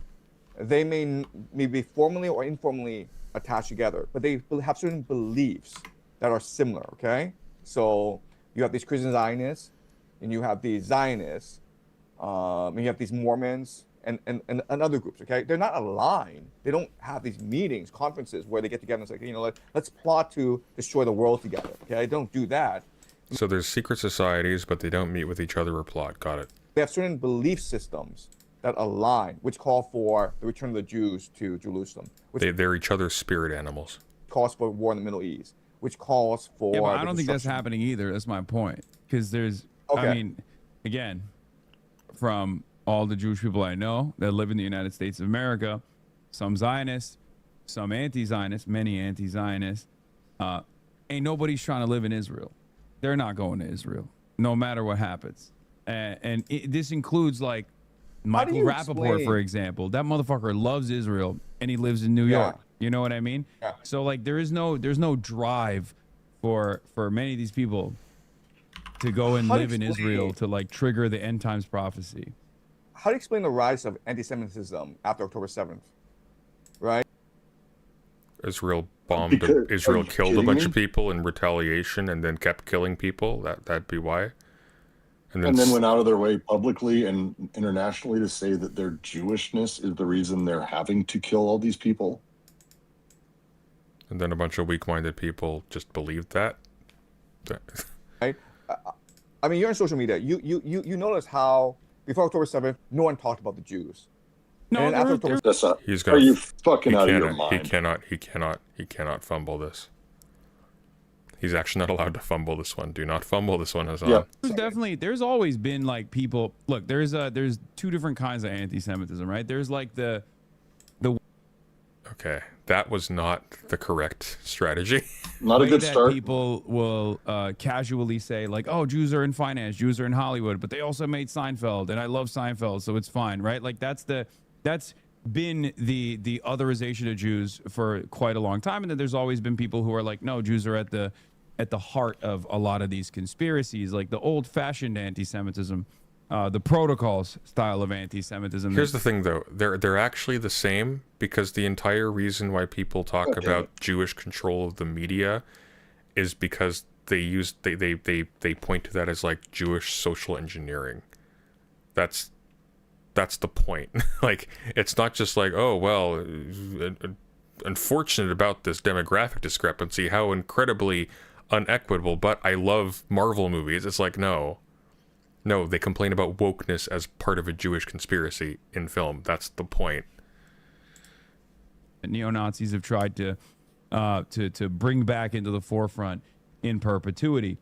They're the same people. That's the same thing. As far as like post-October 7, the increase in hatred of Jews is a direct consequence of the anti-Semitic incidents spiking in the aftermath of Israeli sieges in the past. Whenever Israel sieges Gaza, it does so by falsely claiming that it's doing this at the behest of Judaism, at the behest of Zionists are, Zionism is Judaism. We're doing this as the Jewish state. He's phrasing that really badly. Over and over again, and the defense of that in the Western world is always packaged in the same way. And as a response to that, people hear that and they go, okay, well, I don't fuck with this.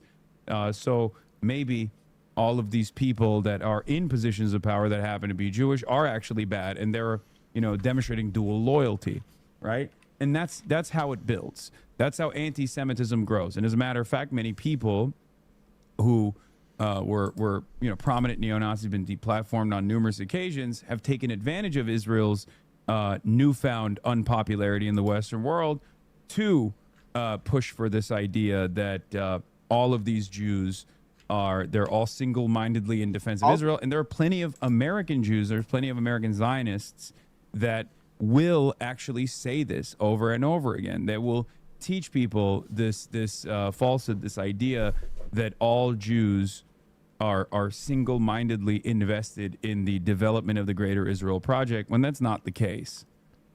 And institutions also do this as well, like synagogues that do settler fairs, and advocacy organizations like the ADL that will then go around and go on television and say that all prominent critics of Israel are anti-Semitic. Okay, so I'm not plugged into social media as you know, as well as you are, and I'm based in China. But I will tell you this: I noticed a distinct difference in social media postings pre-October 7th and post-October 7th. Pre-October 7th, you know, there was a real focus on anti-racist thinking and behavior, right? Like, let's not conflate people into their racial groups, and let's not discriminate against certain racial groups, okay? And that was pretty clear and stark on social media pre-October 7th. After October 7th, very rapidly, like, you had all these people saying the Jews are responsible for everything. I'm like, okay, first of all, why was this the sudden shift, right? This sudden it wasn't shift in mentality. Please, Hassan, dear God, please, Hassan. Like, this Sunday, this is just making my earlier point badly. I don't like this. Stupid. They can't conflate. They have to conflate anti-Zionism with anti-Semitism. I mean, I think it's okay to say, like, I disagree with Israel's policies, but then to say these Jews are controlling the American government, I think these are two different things altogether. First of all, there's a lot of stupid people. Let me stop you there. And number two, there's a lot of, I mean, Elon Musk purchased Twitter. The algorithm, under the auspices of free speech, was tweaked at the behest of a lot of neo-Nazi sentiment. I mean, Adolf Hitler gifs were going viral almost on a weekly basis, almost on a daily basis. So there's definitely a little bit of algorithmic tweaking there as well that normalizes this kind of attitude. And Twitter is, I mean, the internet it always cross-pollinates information from one social media platform to the next. So whatever happens on Twitter then makes its way to TikTok, then makes its way to all these other platforms. But the point I'm trying to make is that there is, like, a lot of people heard what prominent defenders of Israel were saying, and they learned the wrong lesson. Because prominent defenders of Israel, even to this day, will often conflate Judaism and Zionism, and will also defend Israel's actions by falsely painting its critics as anti-Semitic. And for the longest time, this anti-Semitism accusation held a lot of weight. Part of the reason why it held a lot of weight is because there are a lot of liberal advocacy organizations that were civil rights organizations or masqueraded as civil rights organizations, like the ADL, which in the past, in the 90s, was actually caught spying on Jewish Americans, Black Americans that were protesting apartheid in South Africa, and an organization that is backed by the Israeli Knesset. And the reason for why a lot of these pro-Israel organizations that masquerade as pro-Jewish organizations or Jewish advocacy organizations were allowed to operate on U.S. soil was not because of, like, some special secret magical mystical powers that Jews have, but because this was a reasonable way to stamp out any kind of opposition that Americans who believe in or learn liberal humanitarian values would actually be at odds with what Israel was doing if they learned what Israel was doing, right? So a good way to stamp that out, good way to stamp that dissent out, was to immediately deplatform a lot of these organizations.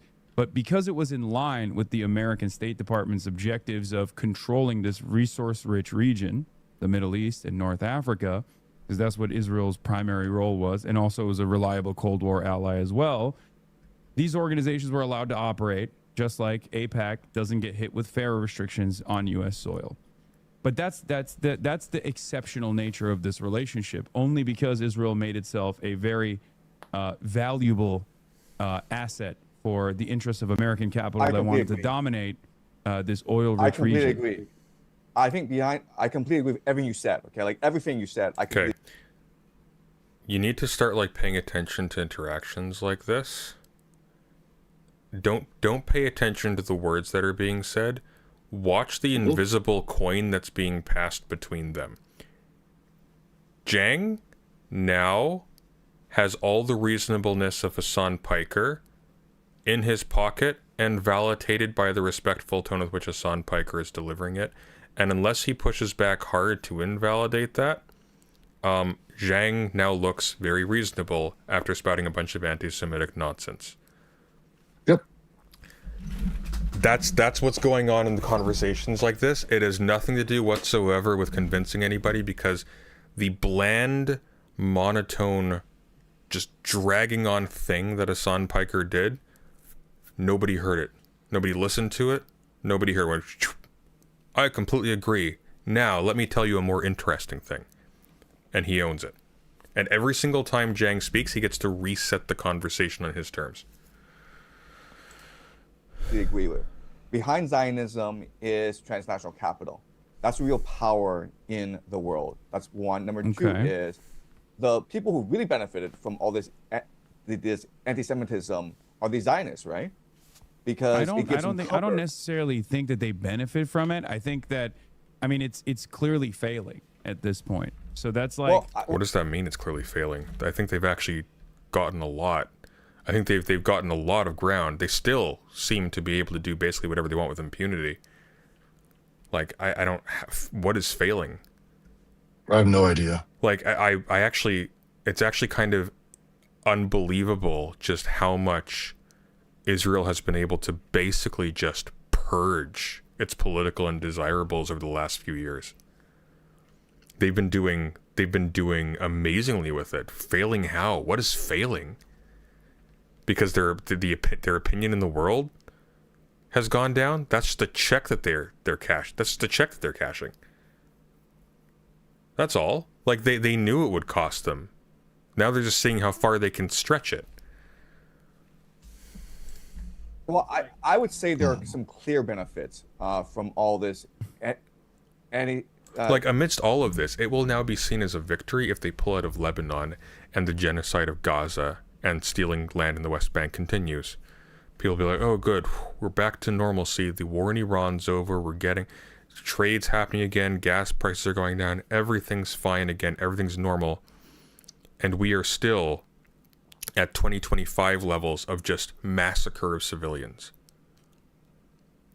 Like, that is a pretty resounding victory, actually, because their retreat is a massive advance. They just signed a deal giving them southern Lebanon until they say so. It doesn't feel like failure. It's weird. It's weird to characterize this as Israel doing anything but winning, like, completely. Like, the best people can come up with is like, well, now the good opinion of Israel, now all that pro-Israel sentiment, that's going to be a harder sell. No, what's going to happen is years will go by. Years and years will go by. And then it will be advantageous for people who are leftists online to be really hard against right-wingers who are anti-Semitic in the same way.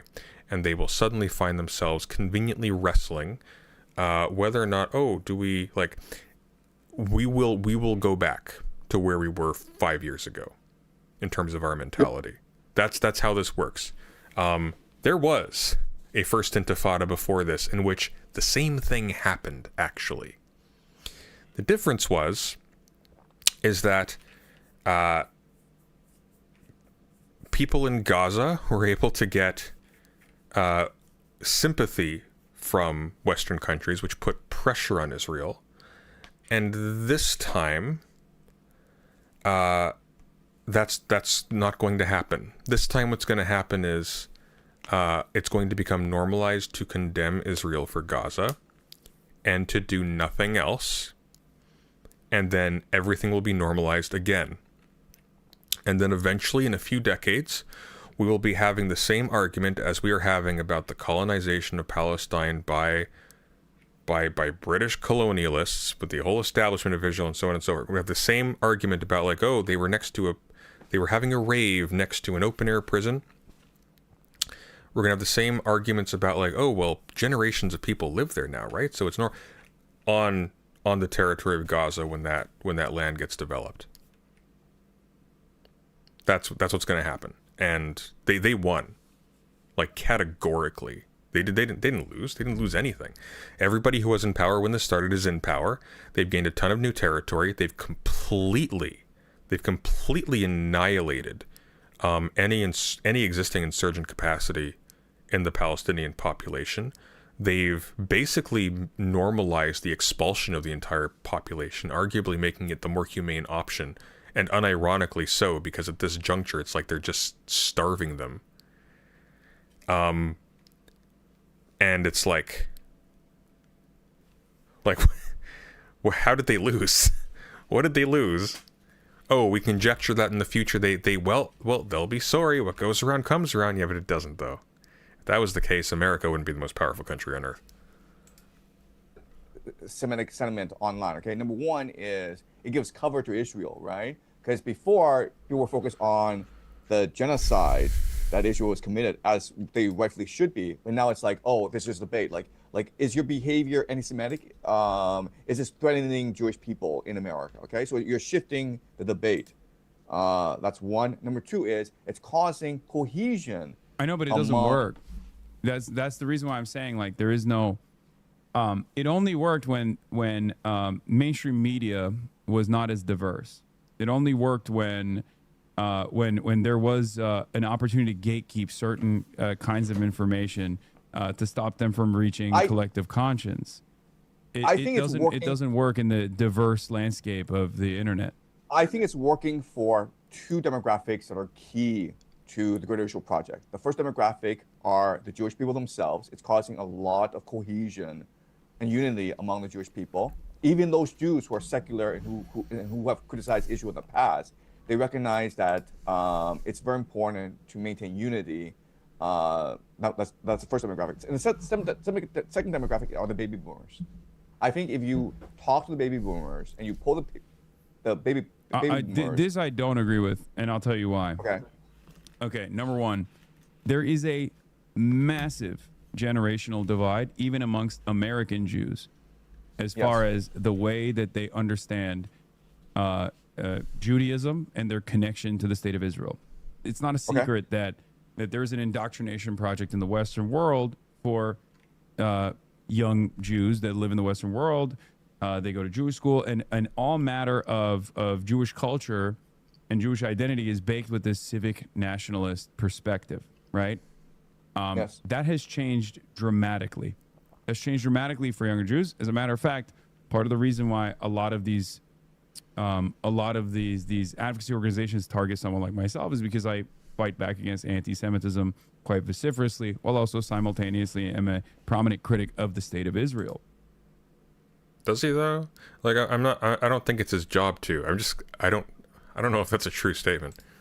And a lot of these advocacy groups understand that someone like Nick Fuentes has no capacity. Like, I don't think Hassan Piker is an anti-Semite. I just don't know if that's a true statement that he fights against that vociferously. I can't remember the last time I've heard him say anything about it. To actually change the minds of young American Jews, I think except when people accuse him of being anti-Semitic, he brings it up. I don't think he really cares that much. Through the Zionist indoctrination. Maybe I'm wrong. I don't watch a lot of Hassan Piker, but I haven't heard it. Whereas someone like myself does have that capacity, which is why Jonathan Greenblatt will talk about me, and I'm sure he's going to have a field day with this conversation as well, for hours and hours on end on television, as opposed to talking about actual anti-Semites like Nick Fuentes or even Candace Owens, who will go back to this monolithic organized Jewry theory that I oppose. So that's number one. Number two, there's also the way that even boomers now see Israel, with the exception of some Christian evangelicals and maybe some of the older Zionist Jews. Most Americans and most people in the Western world, unlike the rest of the world, had never actually viewed Israel as a pariah state. The rest of the world always did, right? They understood that Israel was a settler colonial operation. It's a vestige of American empire. But now, even those in the Western world, given the barrage of heavy-handed accusations of anti-Semitism, demands of delation, demands of like losing your job, and maybe even imprisonment in places like the UK, have created tremendous enmity towards the nation state of Israel. So I think Israel got far too comfortable in the last multiple decades, where it was where it had the capacity to influence domestic policy, and it thought that it could continue operating in the ways that it does in the Western world, and it has actually backfired spectacularly, which is also the reason why you're seeing a lot of Western governments take a much more heavy-handed approach in combating any kind of criticism of Israel in ways that we thought previously were impossible to govern around. They've overplayed their hand. And so I don't think that I think that Israel's popularity has actually gone down. It hasn't gone up. And it's actually going to have a devastating consequence for the Zionist project. There it is, resentment. It's like, no, that doesn't mean anything actually of the sort, because unfortunately, human beings die and get replaced by next generations. And that doesn't just happen when they physically die. The entire board gets reshuffled every couple of years because there are new concerns, new things in the news cycle, etc., climate stuff, a whole bunch of stuff to distract you and then to cause you to reset everything, including a whole bunch of financial and political investments that will make it much harder or much easier to take X position or Y position, and all of this will be erased, which is why nobody talks about a whole bunch of people who were having these big debates just a few years ago. They're all kind of out about other things. It's like, how do you not learn this by now? In the next decade. Okay, so I agree with everything you said. Okay, absolutely, like 100%. Every sentence you said. Where you and I would disagree is, I would say that we still think of the Western world as democratic, and I would say that's no longer true. It's become an oligarchy, where only a few, where only a minority control all the wealth, all the power. So as long as the Zionists are able to appeal to a certain segment of the population, the baby boomers, basically, and not even all the baby boomers. The baby boomers. Like, the All right, 10 to all right, 20% of Sunday. baby boomers. All right, this has been lovely. Have a good night. I'm out. Thank you for having me. Take it easy. This is now too much. This is just now too much. I can't, this is awful. You don't believe the baby boomers run society?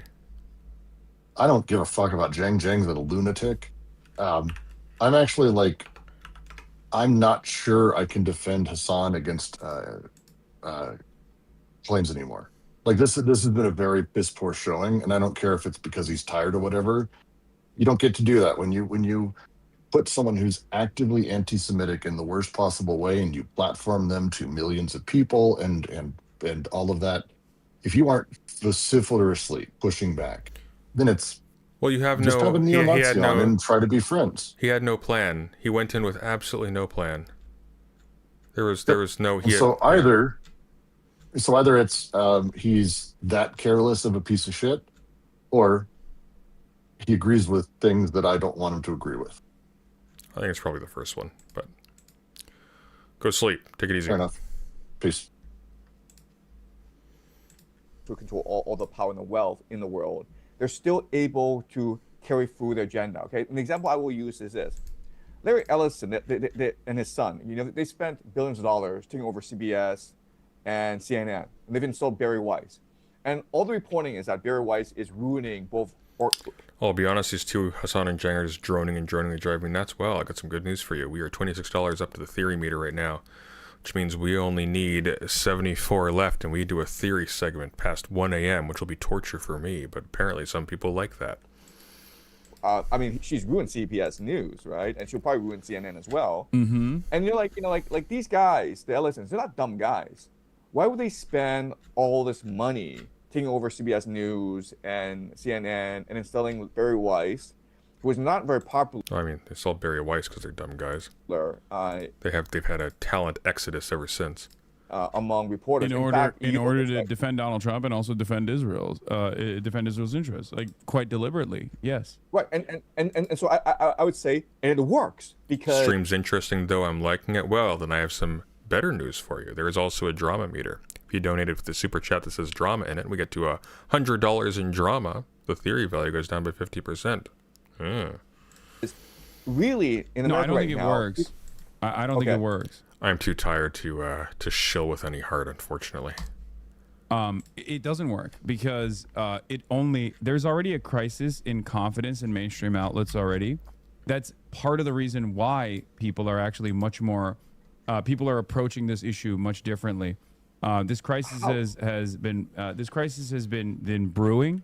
There's a legitimacy crisis in mainstream media. It's been brewing since the Iraq War, when New York Times and all these other outlets, at the behest of the American State Department, lied to the American people. That's the wrong way to think about it. It's not there's a legitimacy crisis in mainstream media. The question is there a media that doesn't have a legitimacy crisis?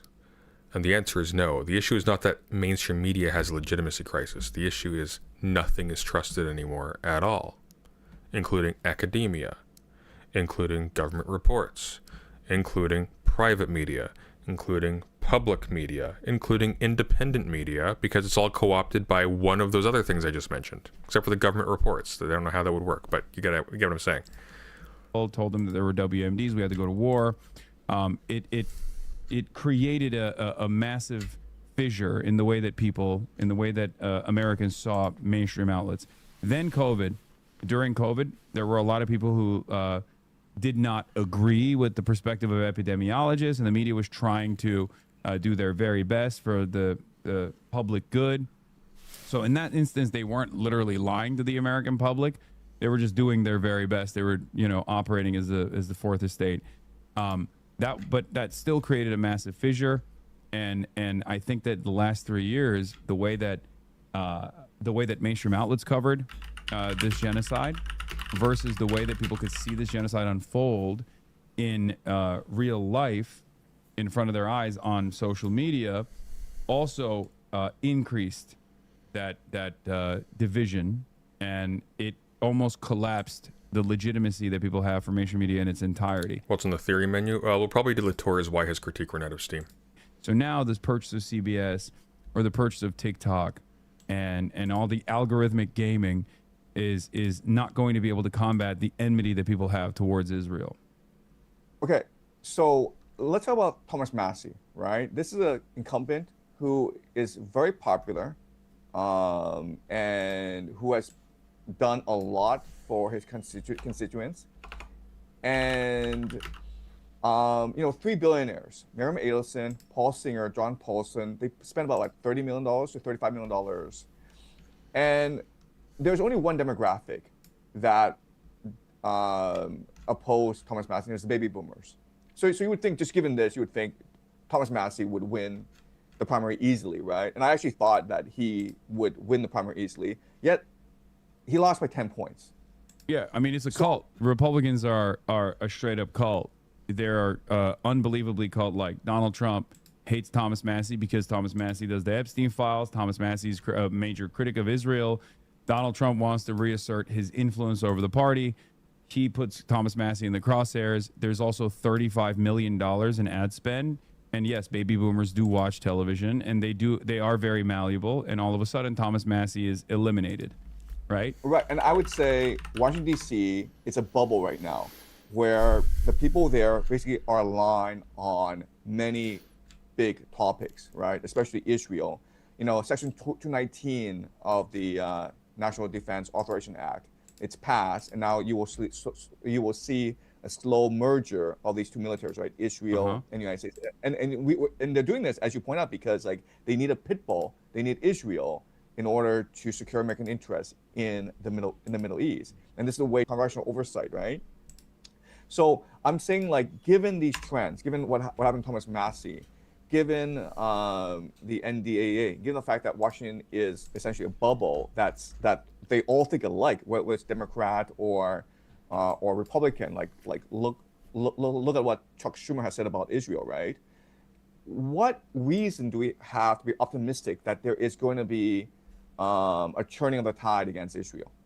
Well, I don't know if you're familiar with what I do I know very as well my what work, what you do. aside from Yeah. commentary, but we are electing a lot of anti-Zionists in the office from the Democratic Party side, Oh my God, he's taking credit for that.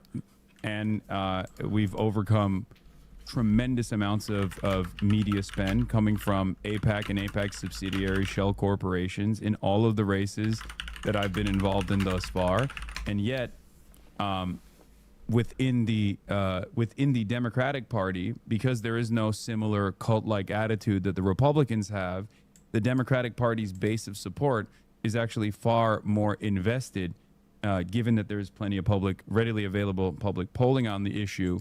There is a lot of appetite for anti-Zionist, anti-Israel sentiment within the Democratic Party, which is precisely the reason why, in spite of the millions of dollars in ad spend within the Democratic primary system, prominent critics of Israel are getting elected. It's actually created a massive crisis within Washington, D.C. They're constantly talking about how they have to do away with this democratic socialist movement in their ranks. I don't think This is the part people are not understanding. Hassan Piker is not generating leftists. Hassan Piker is generating votes for anointed Democrats who are able to launder themselves through the association. This is one of the reasons why the interaction with Jang is so dangerous. A lot of Democrats right now have lost a lot of faith with a lot of Democrat voters because they were just they were just the same old as Biden, amidst the United States very openly, simultaneously being in favor of, being actively colluding with the massacre of civilians, and losing elections. They also lost elections. So what Hassan Piker accomplishes is not, oh, we're just so good at convincing neutral third parties, like non-political people to start. No, what happens is a whole bunch of people who would have otherwise voted for nobody because they were leftist voters who had no faith in the Democratic Party have faith in particular Democrat candidates through that interaction. That's important. That's not nothing. But this weird, I can't with this, because the problem is that what happens as a result is not that the Democrat Party gets co-opted by leftists on social media. What happens is that leftists on social media end up being co-opted by the Democrat Party. Because that is a kind of prestige and a kind of positioning that has been offered to Hassan, essentially, with these statements that look like it was a slim margin, but it's a slim margin that happens to be the same shape as your influence. That is capture. And it's perfectly possible. It's perfectly possible that that's true. It's the same dynamic. So it's like, it's entirely about Israel, of course, but that's just one reason for why. That's one reason for why there's so much anger and resentment coming from DC. But at the end of the day, if Israel was this all-controlling entity, or if there was any sort of like cult that was gaming the system behind closed doors, then this kind of stuff would not happen. It would not happen in any way, shape, or form. People would just end up mysteriously losing these sorts of elections and whatnot, and there wouldn't be any sort of like established movement that's harnessing the current anger and resentment people have with the way that Washington D.C. is operating in line with Israel's interests. What do you think of the 2016 Democratic primary, the 2020? how many times has Jang done this? What do you think of the when a line of questioning just fails because he's not biting the conspiracy theory? What do you think? How many times has he done this? It's got to be like 6, right? Democratic primary, where Bernie Sanders was clearly going to win the nomination, and in both instances, he was railroaded by the Democratic Party establishment, right? And we know because there is a Democratic Party establishment, and he wasn't as networked. 2016, because of the leaked emails, right, where the Democratic Party establishment was conspiring against. They did it Bernie openly Sanders. too. And They in did it by way of 2020 media as well. And in 2020, the same thing happened where Bernie Sanders had won Nevada, and he was clearly going to win the nomination because there was so much energy and organization behind him. And then Super Tuesday, they all rallied behind Biden, and like 2 months prior. Like it's very simple. Like, A, Bernie wasn't a Democrat, but B, like, they just didn't like him as much. That's all. You don't need a conspiracy for that. You have a body of people who nominate a runner, and they picked somebody. That's all.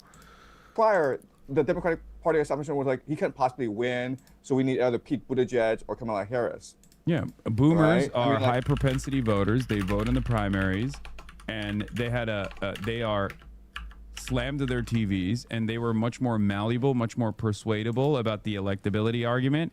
That's actually a key difference in this election cycle right now. We don't know where this will go, and I'm sure that the Democratic Party will do everything in its power to make sure that the establishment continues to maintain its grip on power. But this kind of deliberate sabotage that was implemented in the DNC system in 2016 and 2020 is going to be a much more difficult terrain for the Democrats to put forth, given that there is, one, a lot more diversity in people's media diets, a lot more interest in Hey, look, here's a 2015 article. This is why Bernie Sanders wasn't brought in. This is why he didn't win the nomination. He was an outsider. actually putting people into positions of power that will, combat the relationship. Like, imagine if Donald Trump wasn't for big business, and so he was just rebuffed by the Republican Party and never made any big splash in his campaign. There you go. That's all.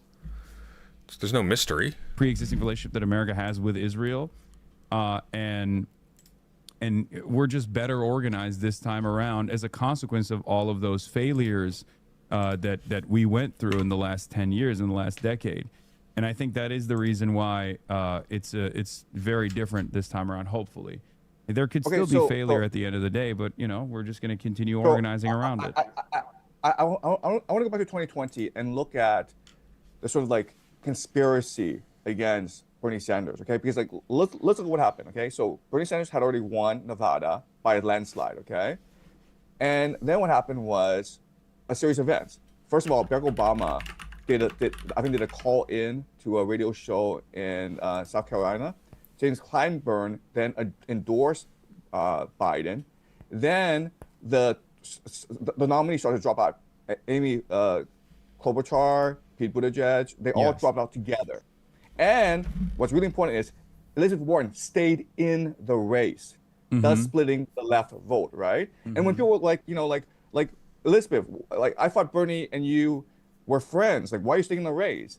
Well, and I mean, we knew Elizabeth that wasn't the case, but exactly, right? So I'm saying like there's massive coordination behind the scenes, right? You need someone like Barack Obama in order to make all this happen. So given that Barack Obama sabotaged Bernie Sanders in 2020, and given the fact that Barack Obama still remains the most popular Democrat in the United States right now, he's still the most powerful Democrat in the United States right now, what makes you think he won't do this again?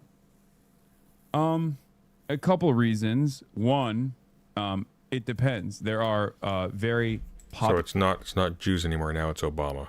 popular figures now on the left, and their popularity is only going to continue growing. That could potentially happen. That could potentially happen where Barack Obama could move in at the last second and turn around and try to game out the system again. I just don't think that the infrastructure there remains, because the appetite from the base of support is very different. Like the appetite from the base of the Democratic Party, the high propensity voters that comprise like the backbone of the primary system, they do not believe in the electability arguments that was presented by mainstream media any longer. That's the only reason. I don't think if Barack Obama intercepted these current primary races, for example, if he were to come in and say you have to vote for this person over this other person, I don't know if he would have the same level of influence capabilities. Because there are other figures that are also very popular within. I think it would hurt his influence for sure. The movement, and there are also other organizations that are growing in power that are not that are not inside of the Democratic Party. They're not accountable to the party bosses, and there is a lot more outside pressure, and people are a lot more aware of the things that took place, or the decisions that they made. I talked to a lot of boomers. If you were to ask a lot of boomers, many of them say they voted for Hillary Clinton. They thought Bernie was bad. They thought he was a spoiler.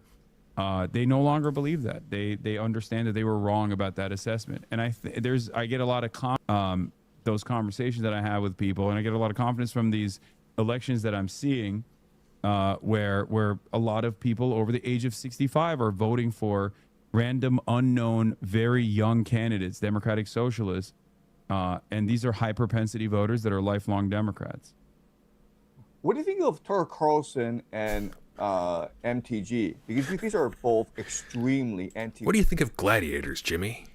war people who have basically abandoned the Republican Party because they're anti-war. Like how? I mean, how would you perceive these two people in particular? I think Tucker Carlson is very connected to J.D. Vance and Peter Thiel. And Oh my God, there's 5 minutes left. This was 2 hours of nothing. This was a zombie debate. and therefore he's garnering a lot of legitimacy in the anti-war space. And there are plenty of people who actually believe him and think he's a sincere voice. And he does make a very convincing case in that front, especially against Israel.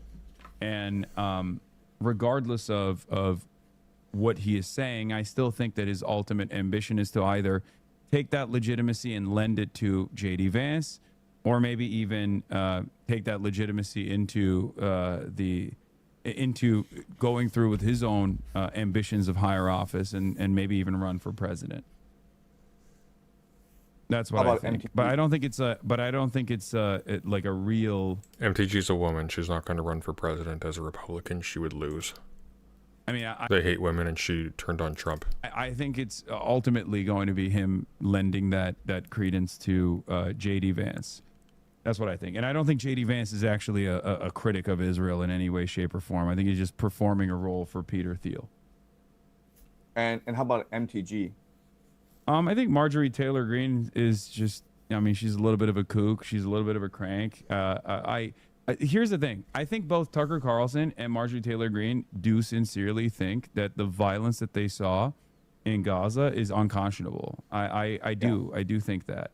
Having said that, however, I don't think Marjorie Taylor Greene has like any sort of real constituency, because she no longer she abandoned her post, she abandoned the party, and she lost whatever power she could have potentially had as a reliable vote, for example. She probably didn't want to get primaried by way of Thomas Massey. There's a very high likelihood that would have happened to her, but still, she would have still been able to be a vote and a voice before she got primaried. So I don't think she should have retired. But I don't know where she goes from this point on. Maybe in independent media, somewhere like that. But ultimately, I don't think she's like a significant force in American politics any longer. And do you think that after the midterms, there might be a prominent anti-war caucus emerging in Congress that tries to get the United States out of this silly war? Yes, but I don't think it'll be Republicans. Well, it could be Republicans because lame duck, Trump's unpopularity skyrockets after the midterm defeats. He's not able to achieve the electoral gaming that he wants to set up, abolishing vote by mail, things like that. And therefore, the sequence of midterm defeats cause the party bosses to sour. This happened last time when Donald Trump was in power as well. Eventually, they will look for a new leader in the party to take over the role of Donald Trump. That's what I think is going to happen. And therefore, because he's losing his legitimacy, a lot of careerist politicians, even on the Republican side, will most likely try to coalesce around an anti-war force, recognizing that the attitude has shifted dramatically in that direction. And there's no cult-like figure that is all-powerful that can muster up the forces. So you would know a lot better than I do, but I would guess that for the midterms, the Democrats. There's 3 minutes left. How do you end this? Posture, but that point, changes will be inevitable. That's it. And I think people, powerful interests of capital, will want to maintain a level of stability. They can make money in crisis. They can make speed. That's what I think. Well, I mean, I'm rooting for you, and I really hope that there could be a revolution within the Democratic Party Oh my that brings God. in young, fresh voices such as Mandani, such as yourself, because this is really the best hope for America right now. The Republican Party has become, as you point out, a cult, and so really the best hope right now is that the Democratic Party becomes the anti-war, pro-worker faction in America again. All right. Well, Professor Zhang, thank you so much for coming on. I got to go. Stupid people will think that Hassan got legitimacy from Zhang. Zhang got legitimacy from Hassan. That's what happened.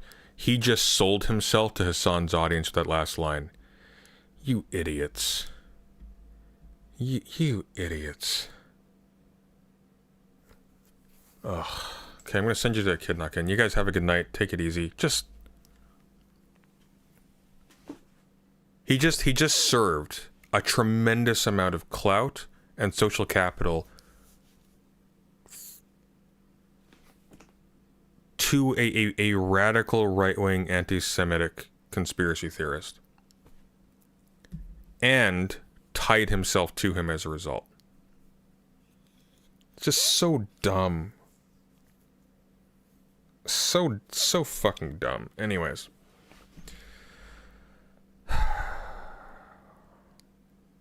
Yeah, well, of course, he did nothing to challenge Zhang because he wants the connection with Zhang. That's what this is. That's what happened here. This is big people deciding that their networking is more important than any values or any people that they pretend to represent. It's just fucking gross. And completely unnecessary, because the only one who won from this conversation, really, was Zhang. Genuinely. Anyways, have a good night. Take it easy. I don't know if I'm going to be live tomorrow. We'll see. But possibly. Good night. And there's a new video essay on the Patreon, by the way. So that'll be out in about a week from now. But if you want to see it early, it's like close to 40 minutes. It's on Patreon. All tiers. All right. Have a good night. Take it easy. Bye.